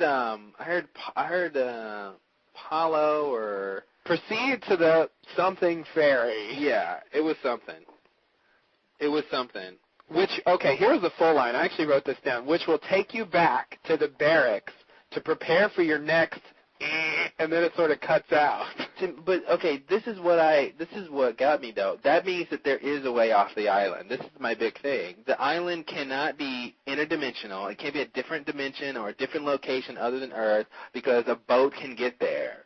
That's what I thought was the big thing. A lot of people have theorized that this island is in a different dimension or a different place, and you can only sort of get there if you fly through Aurora Borealis or something. I don't know, but the fact that a ferry that seems to come quite often, if you just go there, can take you off of this island is a big deal.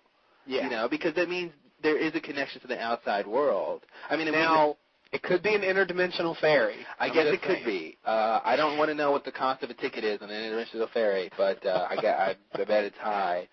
No, I thought it was huge that that it said take the ferry. Now, I mean, maybe I hadn't really thought of that. I guess because I never believed that it wasn't Earth. Exactly. I mean, I never believed it, but I did think that maybe I mean, Henry says God doesn't know what's going on this island. Now I feel like God has to know.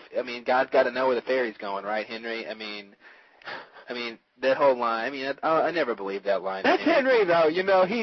We talked about that line where Alan Lucia's like, Goodwin tried to kill me. Did he? Yeah, he's like, yeah, he did. We saw it. I mean, it's hard to deny. Yeah, it's crazy.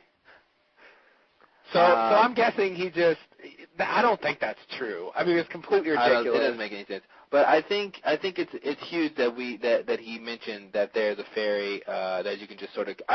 People want to think it's Apollo because I think there's a reference to another station being Apollo, or I don't know if that's a real reference, but yeah, or if that's something I just heard somewhere. But I wrote it down. I don't know where it is, but it's a P. It starts with a P. It doesn't start with anything else. It's like Paulo or Apollo.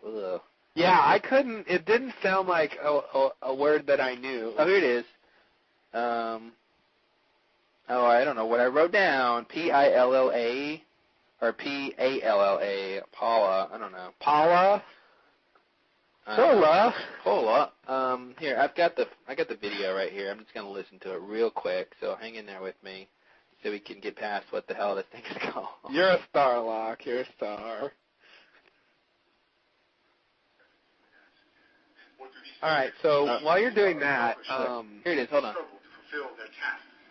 You, as the observer, don't need to know. All you need to know is the subjects believe their job is of the utmost importance. Remember, everything that occurs, no matter how minute or seemingly unimportant, must be recorded. It's after this. Each time a notebook is filled with the fruits of your diligent observation. How much further? What's that for? And all of us via the dark. I love this guy's dodgy delivery. Proceed to the Paula ferry. Paula. Take you back to the Yeah. He said proceed to the Paula ferry. Paula, okay. Paula. Whatever that means. I mean, it doesn't sound like Paula. It's like Paula. It's like I don't know. It seems like a different sort of. Different. Whatever. How's Paula different from Paula? Well, when I say Paula, I'm saying Paul. But it sounds like he's saying Paul, P-O-L-L-A, like Paula. I mean, it sounds virtually the same, but yeah, okay. I have it. There's a difference when I say it. I mean, that's just me. All right. I mean, yeah. Okay, fair enough. So I think it's interesting that he mentions. I know that the ferry thing is interesting, but I think it's also interesting the thing he says after that, where he says it'll take you back to the barracks. To the barracks. To prepare you for your next who knows what, because it cuts off. And whenever there's edits like that, I assume that's really important stuff. Yeah. And what's unfortunate is it's not going to be like the film where they can just sort of find the piece that was missing. Right. I mean, that's just a flaw in the tape. Yeah, exactly. And so the barracks, I mean, using that word suggests some sort of military Some thing. sort of camp, some sort of military, but like I would say more specifically, some sort of organized structural system. Right. Where and I think it's interesting that it's like 3 weeks. Yeah. As opposed to like the 3 months for the other hatch. Like they're not there very long before they go off and do something else. Yeah. I don't know what that. I think part of it has to do. I thought 3 weeks was because they seem like they have to monitor them 24/7. I mean, obviously they do, and they have to monitor a lot of stations. Whereas the other people in the Swan Hatch only have to push that button, every 108 minutes. So and they can alternate. So they have a lot more downtime than the people who are in the Pearl Hatch.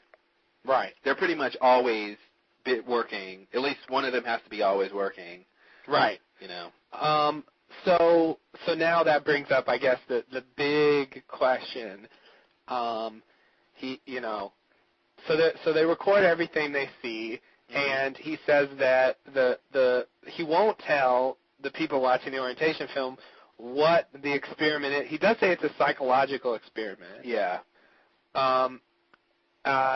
Sort of confirming what Jack thought, a long time ago. Which makes me think it's wrong. Which makes me think it's wrong too, but it still confirms that.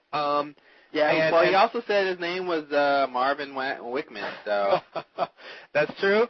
And Henry was saying something like that too. Not that it was an experiment, but that it didn't matter.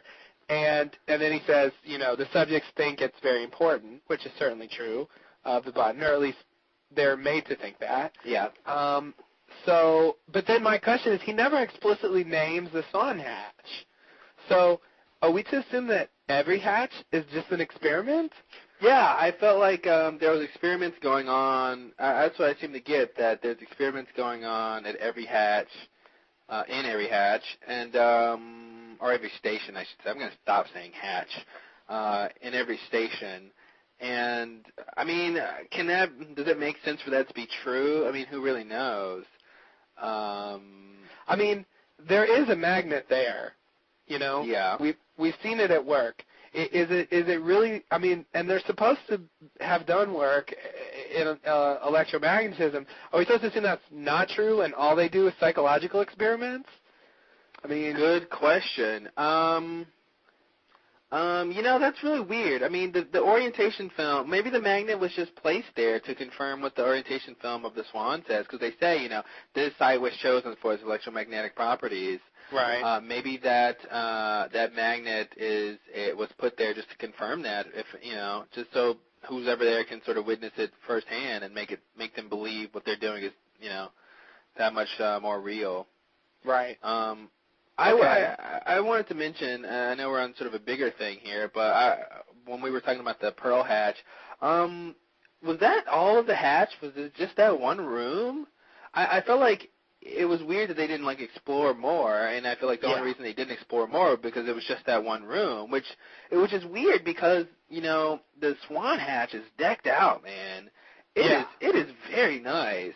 And, right. I mean, I remember that shot in when Jack is, like, in the bathroom, and I was just looking at how nice the bathroom looked. It's just, like, why would someone in this sort of, like, experiment be in such nice conditions? Like, is that part of the experiment? Like, I mean, that's a pretty nice environment. I mean, yeah, you're underground or whatever, but parts of the hatch are really nice. And this hatch didn't really seem that nice. It seemed really small. There were no recreational activities. I mean, I guess because they don't have time, like I said earlier. But it just seemed like a really totally different hatch. And hopefully this isn't detailing too much. Why was it a question mark on the blast door map? Was it they didn't know if the hatch was there, or they didn't know what the hatch was for, or they knew a hatch was supposed to be in the area but they couldn't find it? Right. Like there was a huge question mark. It seemed like that was answering, you know, finding that place would be really, really important. And I gotta say, I mean, yeah, we found out some interesting information, but was it that important? Does it drastically change life on the island for these people? I mean, it puts into question if pushing the button is just an experiment like the video says or not. But that's about it. You know, it gives us a little bit more information about, you know, Dharma and what they were doing. But to me, it's not. It didn't fulfill what I thought that question mark was really going to fulfill. I don't know. What about you? What do you think? Yeah. I agree. I assumed it would be more than that, but I mean, it certainly has thrown some I don't know, wrenches into the whole thing and brought up some new sort of things to think about, and I think that it will probably be important in the long run. But yeah, I can agree that it doesn't seem as big of a deal as the map made it seem. Yeah, I mean, the map, I mean, it was like the focus of that map, that huge question mark. Right. And I'm guessing the map, I mean, I just don't understand. I was trying to think of the map maker and, you know, them drawing the map and why they would put a question mark there. And I can't wrap my head around the most plausible answer. It's like, did they know something was there, but they could never found it, or didn't know what the purpose was? You know, couldn't ever get the doors open or something. I don't know. Right. The whole map thing is sort of, it makes me feel like the map is less important than I thought it was, for whatever reason. Yeah. Well, I don't necessarily think that, but it's, you know. Speaking of the map, can we just mention how ridiculous it was that Echo found the pearl so easily? Like, he takes John's little handwritten map, which has no orientation. It doesn't list which way is north or south, east or west, because the blast door map doesn't. But Echo just assumes that, okay, well, the Swan is here and the question mark is here, so let's go this way. I mean, I thought that was really preposterous. Really preposterous. I agree. I don't buy that at all. And with an island that big, the idea that they stumbled upon the airplane on an island this big just for going in one direction is really crazy. I mean, that's really crazy that they came to the airplane. Yeah. But anyway, that's just in the implausibility section of the podcast. I agree. Okay. What about, so if it's just a psychological experiment, what another thing worth noting is that the camera angle in the hatch was not of the computer room. Yeah, that's what I was mentioning, that maybe there's two cameras because, like I said, in the orientation video, it seems like it was camera 5 that was showing, it was directed towards the computer in the hatch, whereas camera 7 looked like, camera 7 that we saw, when we saw Jack, looked like it was just, sort of pointed in that, like, living room, kitchen area thing. Right. Which to me, it would seem like in a hatch that big, you would need at least two cameras, right? Or at least, Yeah. I mean, that would only sort of make sense because you want to see what they're doing in the computer room, and you want to see what they're doing when they're not in the computer room. Yeah, if you want to really observe everything they're doing, I mean, you got to cover the whole area. Yeah, I almost thought you were going to quote what he said. Remember what he said about Linda de Groot, or is it Linda de Groot? She said, oh, yeah. what did she say, something about careful observation? It's Karen, isn't it? Is it, yeah, Karen, I forgot I don't know the quote, I feel bad, but it was. I don't remember the quote either, but I know what you're talking about. Yeah, it was like, only under careful observation can we learn anything, or something like that. So. Yeah. So that would make sense. But then, what about the incident, the famous incident? It was all over the Blaster map. It was mentioned in the first orientation film. Is that just, bullshit, basically? I or think was the it really an incident? I think there was an incident. I mean, I think there's way more, obviously there's a lot more to what's going on than we even know. I think we probably know maybe, on a good guess, 5 to 10% of what's going on in the island. I mean, it seems to me like we're given like a huge, like basically there's this huge like 2,000-page book, and we get to see like page 564 and page like 1,012, and that's it. And we're supposed to sort of piece together this large general picture. But I have to say, I really did. I watched the old orientation film, and I started to think I was getting it. Really? Yeah. At least part of it. I got the sense that the original Hanzo, de Groot, Dharma conglomerate, whatever the relationship is between those three things, I don't know. And really, I can't explain most of what's going on in the show, but at some point they set up a research facility on the island and carried out experiments there. I feel like that's true. Maybe that's just really obvious, but somehow it wasn't clear to me until now. I mean, definitely now it seems like it's definitely true. I mean, I always believe what we found out in the first orientation film, that that the was it the Dharma or the Groots were interested in those like 6 different subjects, the paranormal activity and the electromagnetism and the the animal research, all the things he says in the first orientation video. So I always believe that to be true, and that's what they were doing on the island, because that's how I explained the polar bears, because in the first orientation video they show this image of polar bears when they're talking about one of their research aspects is animal related, and then they show polar bears, and of course there's polar bears in season 1. Right. So I feel like those experiments were along the line. Those experiments were carried on the island. Okay, in terms of that, and I don't have the list of the 7 things. I had it memorized at one point. Does the psychological pressing of the button fit into any one of those categories? I do believe one of them was psychology. What was one of them psychology? Okay, I'll buy that. So that would do it. Right. Yeah, because I think they said psychology, and then they said parapsychology. Yeah, parapsychology.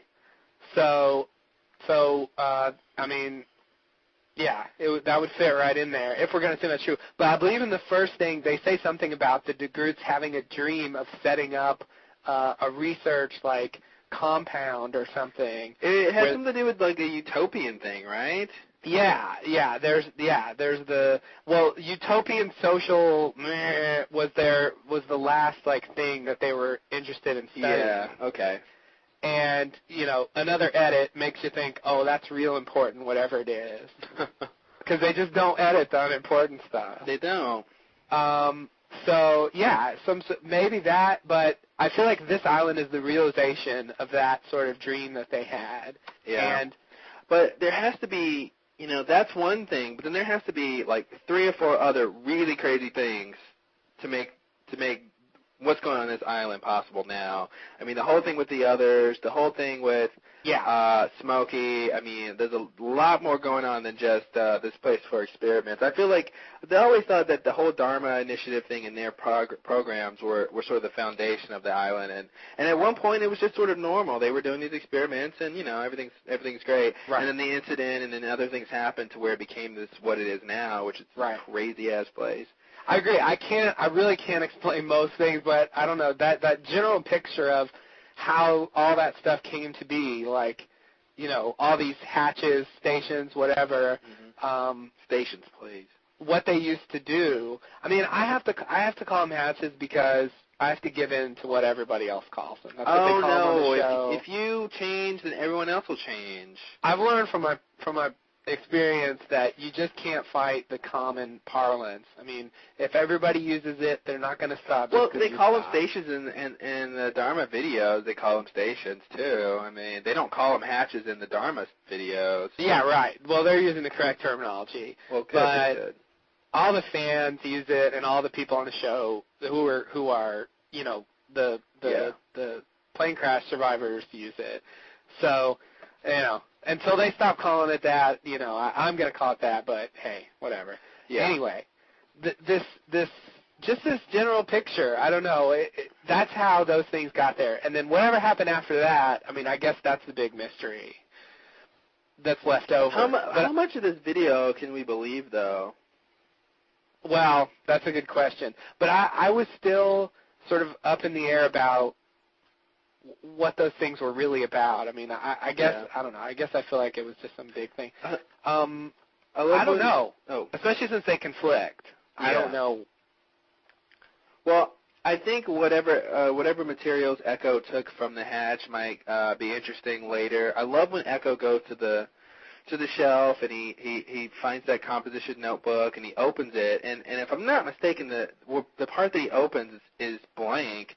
And then he blows it and dust comes off. I don't know how dust gets in between pages of a book that's been sitting on the shelf for a while, but I mean, I just thought that was just a movie, a TV thing when you don't open a book and blow dust from because it's been closed. How does dust get there?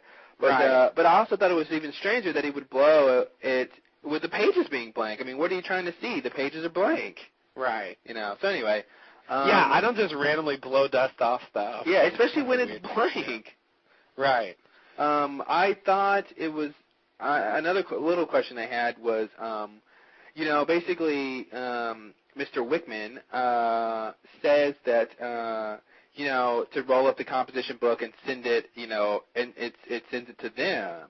And I love the way he phrased it, too, because he didn't say, I expected him to say it'll send it to headquarters, or it'll send it to, this station, or it'll send it to this. He says it'll send it to us, right? Right. Which was way more enigmatic. And then Locke goes and puts his paper in there, which scared me. You know why that scared me? Because if there's anybody back at wherever is at the end of that tube, is going to find out, oh, someone's in that hatch. Yeah. Because they just sent this paper. And whether it's the others that are at the other end of that, if they're occupying, whatever place receives those that pneumatic feed or whatever it is, they know someone's in there. To me, that was a stupid thing to do. It's like, Locke, did you not believe it worked? Like, did you have to test it yourself? I mean, and that was very weird. I assume Dharma headquarters. I mean, it seems like that's where it would be, but since it would have to be say that, it would have to be someplace on the island. I mean, I just can't imagine a pneumatic system that was too big where it could go, underwater or I something. agree. I can't imagine how they get electricity either, though. So. Yeah, well, there has to, I wrote that down because today there's so much electricity in this episode, it's ridiculous. And I was just thinking that, like, there's got to be generators somewhere on the island, like big generators somewhere on the island that maybe they'll find one day. You know, who knows what that cable is that Hurley and Saeed found that one time. Right. You know, I always assumed it was some sort of data feed, but maybe it's, you know, some wires for electrical, you know, power. And I also wanted to mention earlier that at the very beginning of the episode when, you know, they want, oh, God, there's a whole bunch of stuff I wanted to mention. But first, Michael saying 20 minutes I think is going to come into play later. I don't think Jack got a chance to think about it. But, you know, when Jack asked Michael, how long has it been since, you know, Henry shot you? He said, I don't know, 20 minutes. And then Jack just sort of, you know, starts talking about something else, you know, that they need to go track him. But I think later he's going to put two and two together that in 20 minutes Libby should have been dead, or in 20 minutes you would have been bleeding more, or in 20 minutes, you know. I think that might come into play later. And I also want to mention that I thought it was really ridiculous when they want to track Henry, and Echo says, I'll go track him. Hey, John, you have tracking skills, don't you? And John's like, yeah. I mean, haven't they already proven that you can't track another? They tried to do this with Ethan, and it was untrackable, right? Yeah. They've already done that. And Locke specifically was asked to do that back then. Why do they think now that they can go track him? Although, didn't Jack actually track them? And that's why, remember Ethan attacked him and said, like, stop following me. If you don't, then I'll But I thought the whole you. thing was that the others didn't leave tracks. So that was the whole thing. But I thought I think they were finding Jack. What Jack was finding was the fact because he had Claire with him, right? Claire and Charlie, didn't he? Or no. This was the second time. This was when. I thought it was the first time. No. Wait. First. Well, the second time he just gets shot, so they're not tracking him that second time. Oh, they didn't track him. Okay. Well, I was thinking Charlie was. Well, where was Charlie when Jack was tracking him? I think he finds him like tied up. Okay, and then he keeps following him. I mean, maybe I'm wrong. I just thought I remembered they made a big deal about you can't track the others. They don't leave tracks. They did make a deal about that, but not about Ethan. Okay. It was the other group of others, and that's where that two groups of others thing comes in. Oh, maybe, okay. Ethan was hard to track, but he really did track him, and that's why he said, you better quit following me or I'll kill something or other.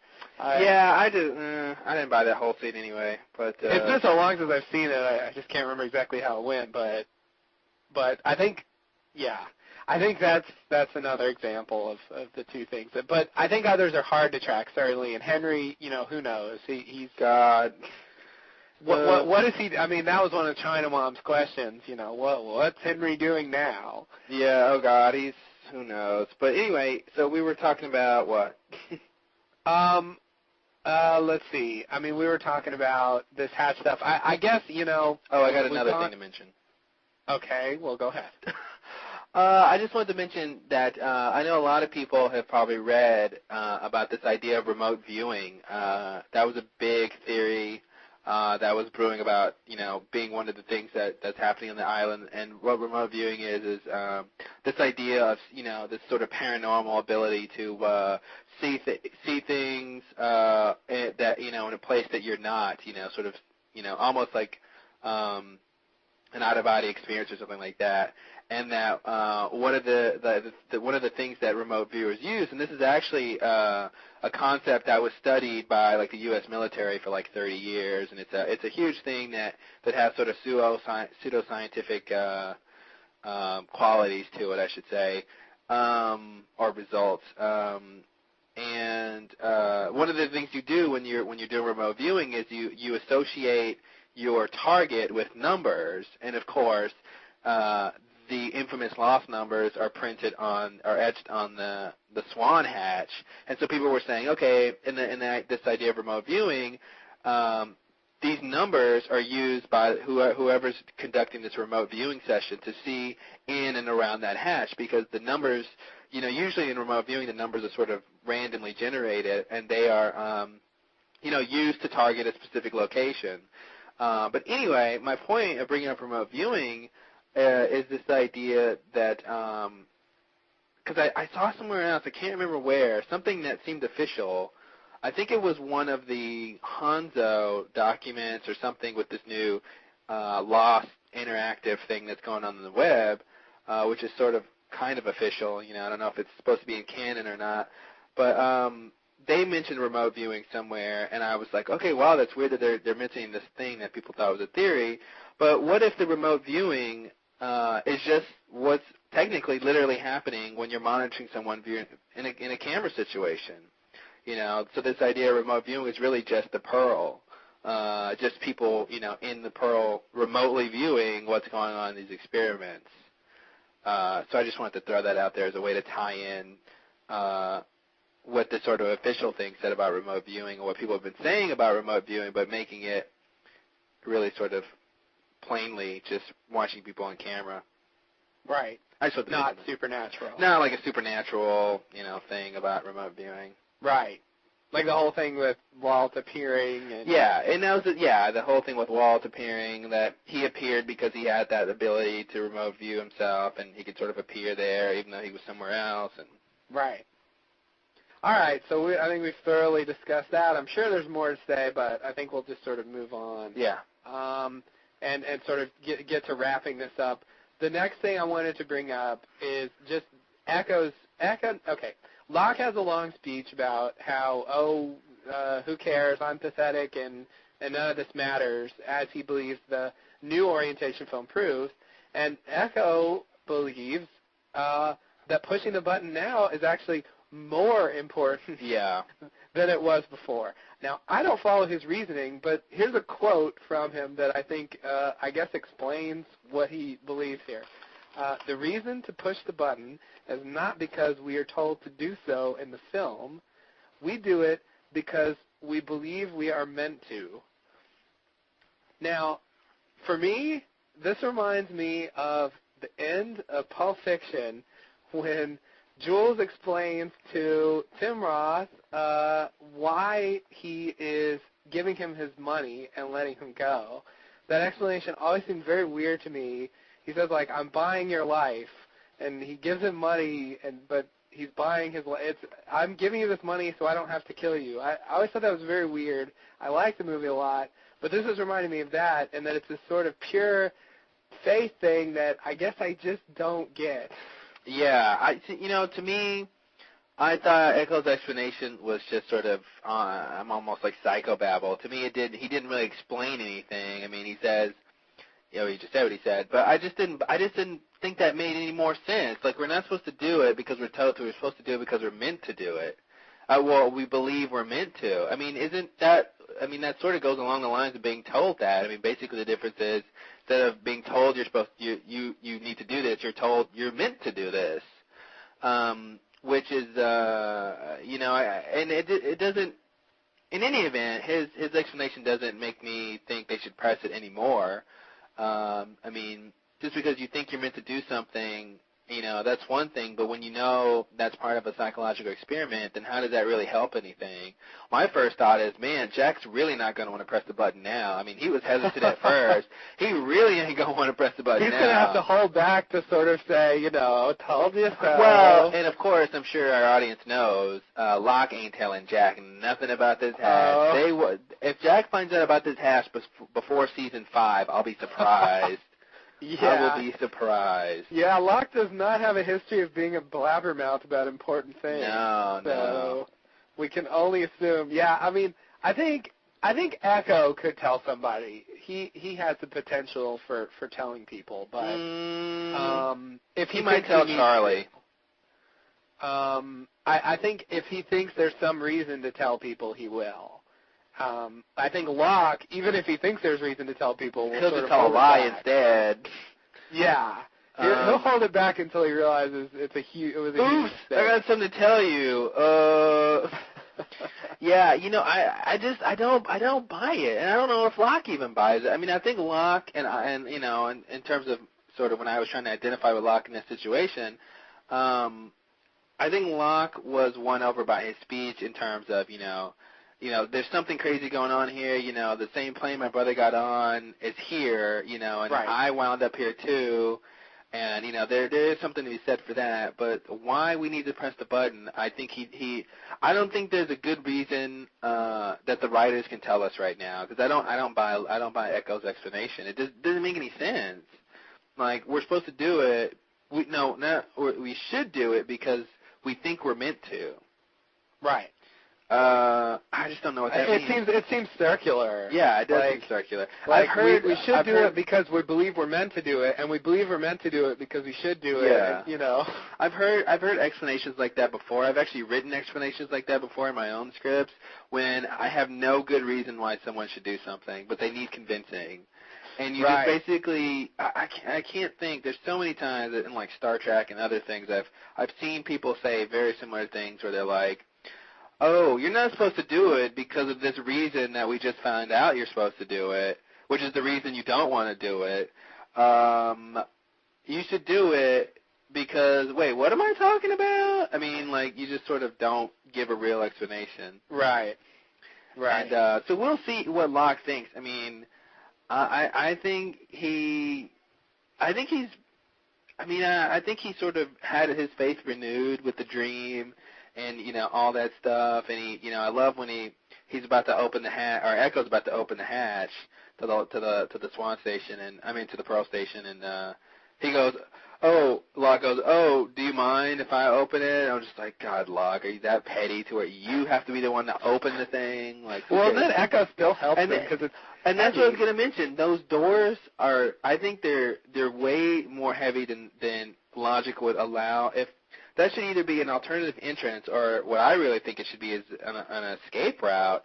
Because, like I said, I think there's normal doors into that hatch. Like, getting in and out of the hatch shouldn't be that hard of a journey. You would normally, for a station like that, you want to build normal doors like all the other stations we've seen have. So if you were trying to get out of the Pearl Station through that tunnel or shaft or whatever, I guess it's a shaft, you would not be able to push those doors open. You wouldn't have the physical force to put. I don't think you would, because they could barely lift it up. And you're standing on like a ladder thing trying to push something that heavy. I don't think you'd be able to do. So I thought it was a little ridiculous how heavy those doors were. I didn't really get the significance of that. I don't know if that was just a show thing to make it more dramatic or what. But I think in real life, you wouldn't want to make doors that you would expect people to leave from that heavy. Right. Good point. All right. So I think we should sort of start to wrap this up. Yeah. Is that all right with you? I think good. we talked about pretty much everything I want to talk about and more. Good. I think there we could say more, but at some point you got to say enough's enough. Yeah. Whatever you think we didn't talk about, let us know. We're happy to hear it. Okay. So I want to quickly go over next week on Lost. So. Oh my God. Oh, I can't wait. Let's talk about that. This is spoiler material, so semi-spoiler material. So even though we've kind of already ventured into spoiler territory by accident, here we're definitely going to do it. If you don't want to know stuff about what's in next week on Lost, stop listening. Okay, so here's what I have written down. Let's quickly mention where people can watch Next on Lost if they don't watch it on TV. Which, if they don't watch it on TV, I don't know how you're watching it, guys. I hope you're not illegally downloading it because it's illegal. It's illegal. But anyway, Lost Links, of course, lostlinks.net, right? .net. So, all right, I just put. I just wrote a few things down. I think I kind of want to just blow through them, and then you can say whatever you want to say about them. It looks to me like this is going to explain, and this is promised in one of the podcasts, the official podcast, this is going to explain some of Michael's story from the time he was gone, from the main camp. Can't wait. Some of the shots seem to suggest that. There's a line that is Saeed, I believe, saying, I think Michael has been compromised. Mm-hmm. Good for Saeed. I can't say it enough. I love Saeed. Hopefully he'll come into play a little bit more as the season wraps up, because I think he's great. I think he's smart and apt to just about everything. He should be doing more than whatever he's doing right now. So hopefully he'll be the one to help foil Michael. Yeah, I mean, obviously he has a suspicion, which we mentioned is very reasonable since he pulled the same trick Michael did. Yeah. So, okay, the next thing I noticed is that little clip where Michael says, "I don't even think my son is alive." and I'm like, what? Then what's your motivation, mister? And then, like, there's some woman. Well, I think from at that point he means I think he means I don't think my son. It seems like they've gone through a lot, and maybe at that point he still didn't find Walt. So it's not like he says that before they leave on whatever they're going to do. I think he sort of says that after they've sort of tried to do so. Because remember, early in the Nexon little video, he's like, or maybe it was in the Canadian version when he's like, we need to go get him. I still want to go get him. And then later, in the American version, we get that weird lady who's like, your son is alive. He's standing right outside. I've never believed anything less in my entire life. I'm sorry. I just don't buy that Walt standing right outside. Who was that woman? Like, that was a weird. She must have been. I just assume she was part of the camp that they're going to go infiltrate. Yeah. I guess that's what we're supposed to believe, but I'm like, I don't know that character, and they're apparently on the island, and. Well, the big thing, I think, one of the big things is you see Zeke, like, throwing a rope, and then you see Michael falling, so it seems like Zeke roped Michael. Yeah. Which is crazy in and of itself. And he seems to have gray hair, too. And he's got he looks like, he's got the fake beard and stuff, if it's fake. Yeah. That goes to our theory, or my theory that we were talking about the clone theory that we shouldn't talk about now because we don't have time. Right. But the clone theory, a tease for later. Yeah. The clone theory. But anyway. We'll tell you about it sometime. Yeah. And then the other big question, I think, is the very end of it. I love it. What? Yeah. I love it. That's probably one of my favorite. I know it might not even happen like we saw it, but when you see pretty much every main character looking out onto something and there's this orange glow on their face and they're like, oh my god, and just completely shocked. Yeah, and it reminds me of the excitement I had when Locke is looking at the hatch and the light comes on and the show ends. It's like, it's so monumental and you don't know what it means, and I hope it's good. I hope it's not another like supply drop or something. Right. There's some silly little thing like in other previews where it's just like innocuous, like Hurley's doing something. It's Hurley like doing like jumping jacks and eating a salad. They're like, oh my god, hell is frozen over. Right. My preliminary theories is that it's a boat. I don't know why. I feel like they were looking out into the ocean in that shot.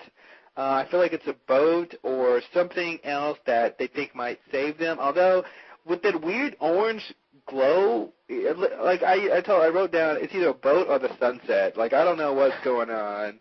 I didn't notice the orange glow, but my first thought was it's some sort of boat. Yeah. That was what it. And if it is a boat, I'll give you $5. It doesn't see them and it keeps going. Ooh. Yeah. Well, that's yeah. They're not getting off the island. I hope that's not a spoiler. But if you think they're getting off the island, then stop watching the show now. All right. I'm watching it right now, and it looks. There's definitely a light source. Maybe that's just a natural light, but it looks like it's some sort of crazy light source that's on their face. But anyway. So I want to read the description again real quick. So next week? Yeah, the official description. This actually has some interesting stuff here. The episode's called 3 Minutes. Who knows why? A determined Michael convinces Jack and several castaways to help him rescue Walt from the others. With Jack away, Locke is left in charge of the hatch and must decide if he should believe Henry, and not push the button, risking everyone's safety. Meanwhile, the events that happened to Michael after he left are finally revealed. All right. Wow, that's pretty blatant there. Okay. Lastly, meanwhile, Charlie struggles with Echo's decision to discontinue building the church. Right when you said that, I'm like, he's not going to build the church. Why am I? Well, I should not be surprised. I should not. I shouldn't be surprised. Because I was wondering, what are they going to do with this church? Like you said earlier, like, who's going to be the leader? Like, is he going to hold a sermon? I was really worried about that. That seemed like a really awful subplot. I'm about to get upset, though, because it seems really strange that they would have him start building this church, and now they're not. And I can't wait to see what his explanation is, why he thinks he doesn't. I don't know what to make of that. Yeah. Especially since he's in full zealot mode right now. I don't know if he's... I don't know. But, the other thing I was going to say, you mentioned, what was the other thing you said? What was the second thing you said? The second thing I said in the description? Yeah, the meanwhile, something. The events that happened to Michael after he left her. No, I'm sorry. You mentioned you were questioning John and Locke and listening to Henry. Yeah. I'm assuming they're referencing when Henry said, the button doesn't do anything. Yeah. Well, that is, but I mean, the real thing you should be questioning is the orientation film from the Pearl Hatch. That's the reason to not Henry. I mean, Henry isn't a reason to doubt. I don't think. Well, maybe they have some sort of flashback where they Locke remembers Henry telling him that, so that's why that's in there or something. Okay. Yeah. I mean, that's just. I just think that's the worst reason to not push the button. Yeah. Well, Henry said I shouldn't, so he's my best friend. Henry does lots of stuff, guys. I'm sure you figured that out by now. Henry's my best friend. He wouldn't lie to me. Okay, I don't know why he's, like, Southern, but... He got really country. Yeah, I don't know why. Wow, that was really weird. All right, so guess what? I'm done. Are you done? I got like 20 more things to talk about. I think I'm done. Let me look at my list real quick. I really think I'm done. I think we actually talked about like everything on this thing.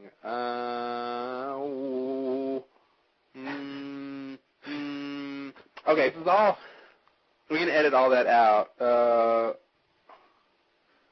Yeah. I guess that's it. Oh, okay. Yeah. Do you think Michael was brainwashed? I mean, in the next on, they show this like someone giving him some sort of injection, or it seems like somebody did. Yeah. Oh. Yeah, like right around the brainwash part, or been compromised. He says, you see what I think looks like someone giving him an injection. Did not notice that. Yeah, oh no, they clearly show the guy with the needle, and they flash the needle going into Michael. Oh. Now, it could just be, a sedative, because it looks like his arms are tied, so maybe it's just a sedative, and maybe, that may have been Zeke. It was a really quick shot, I couldn't really tell. I don't think he's brainwashed, only because of his, serious anguish when he did the shooting. Yeah. I mean, I feel like a brainwashed person would be completely robotic and unremorseful. Someone mentioned that I don't remember where I read this. I read too many things, too many places. But someone mentioned that this idea that Libby was another, which I don't believe. Right. Me either. And that the reason Michael was so upset when he shot her was because he realized he wasn't supposed to shoot her because he knew she was another. Yeah. Yeah. I just wanted to say I don't believe that. Right. I don't either. I think he was upset when he had to shoot Lucia, too. Yeah. It's just that Libby was kind of a shock because she just storms in there and then he shoots her real quick. And so I think he was more surprised by that because he didn't expect to have to do that. I said it before and I'll say it again. Blankets can kill. They can kill people. Blankets can kill. And if you don't take anything else away from this podcast, just... And bad picnic planning can kill. Indeed. Who knew you needed blankets for a picnic? Everyone but Hurley, I guess. Everyone but Hurley.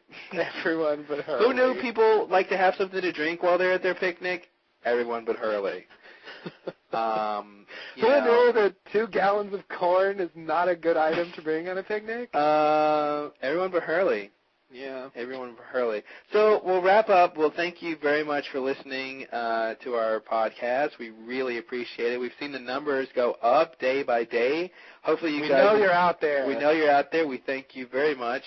And keep listening. Please send us comments if you would kindly do so. We'd love to hear from you. We've got an email, which is lostlowdown@gmail.com.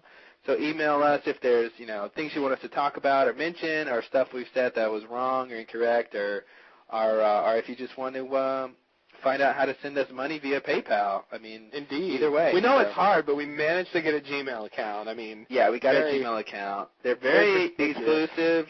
You have to be invited, and we're just those type of people to be part of the Gmail crew. And you should feel honored to send us an email. Yeah. Yeah, so it encourages us to know that people are listening. So, that's why we like to hear about it.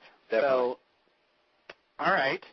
Guess that's it, right? Yeah. Oh, we found our new ending phrase, right? We're just gonna lift it from the show itself and say thank you and namaste. That'll be our ending. Right. I think it works. I think it works too. It's sort of perfect. It's not as cheesy as Stay Lost. Stay lost. We're not making fun. We're just poking fun. Right. We hate it in a good-natured way. Yeah, definitely. So yeah, I think that's a good one, and so we'll stick with that. All right. Thank you and namaste. Namaste and good luck.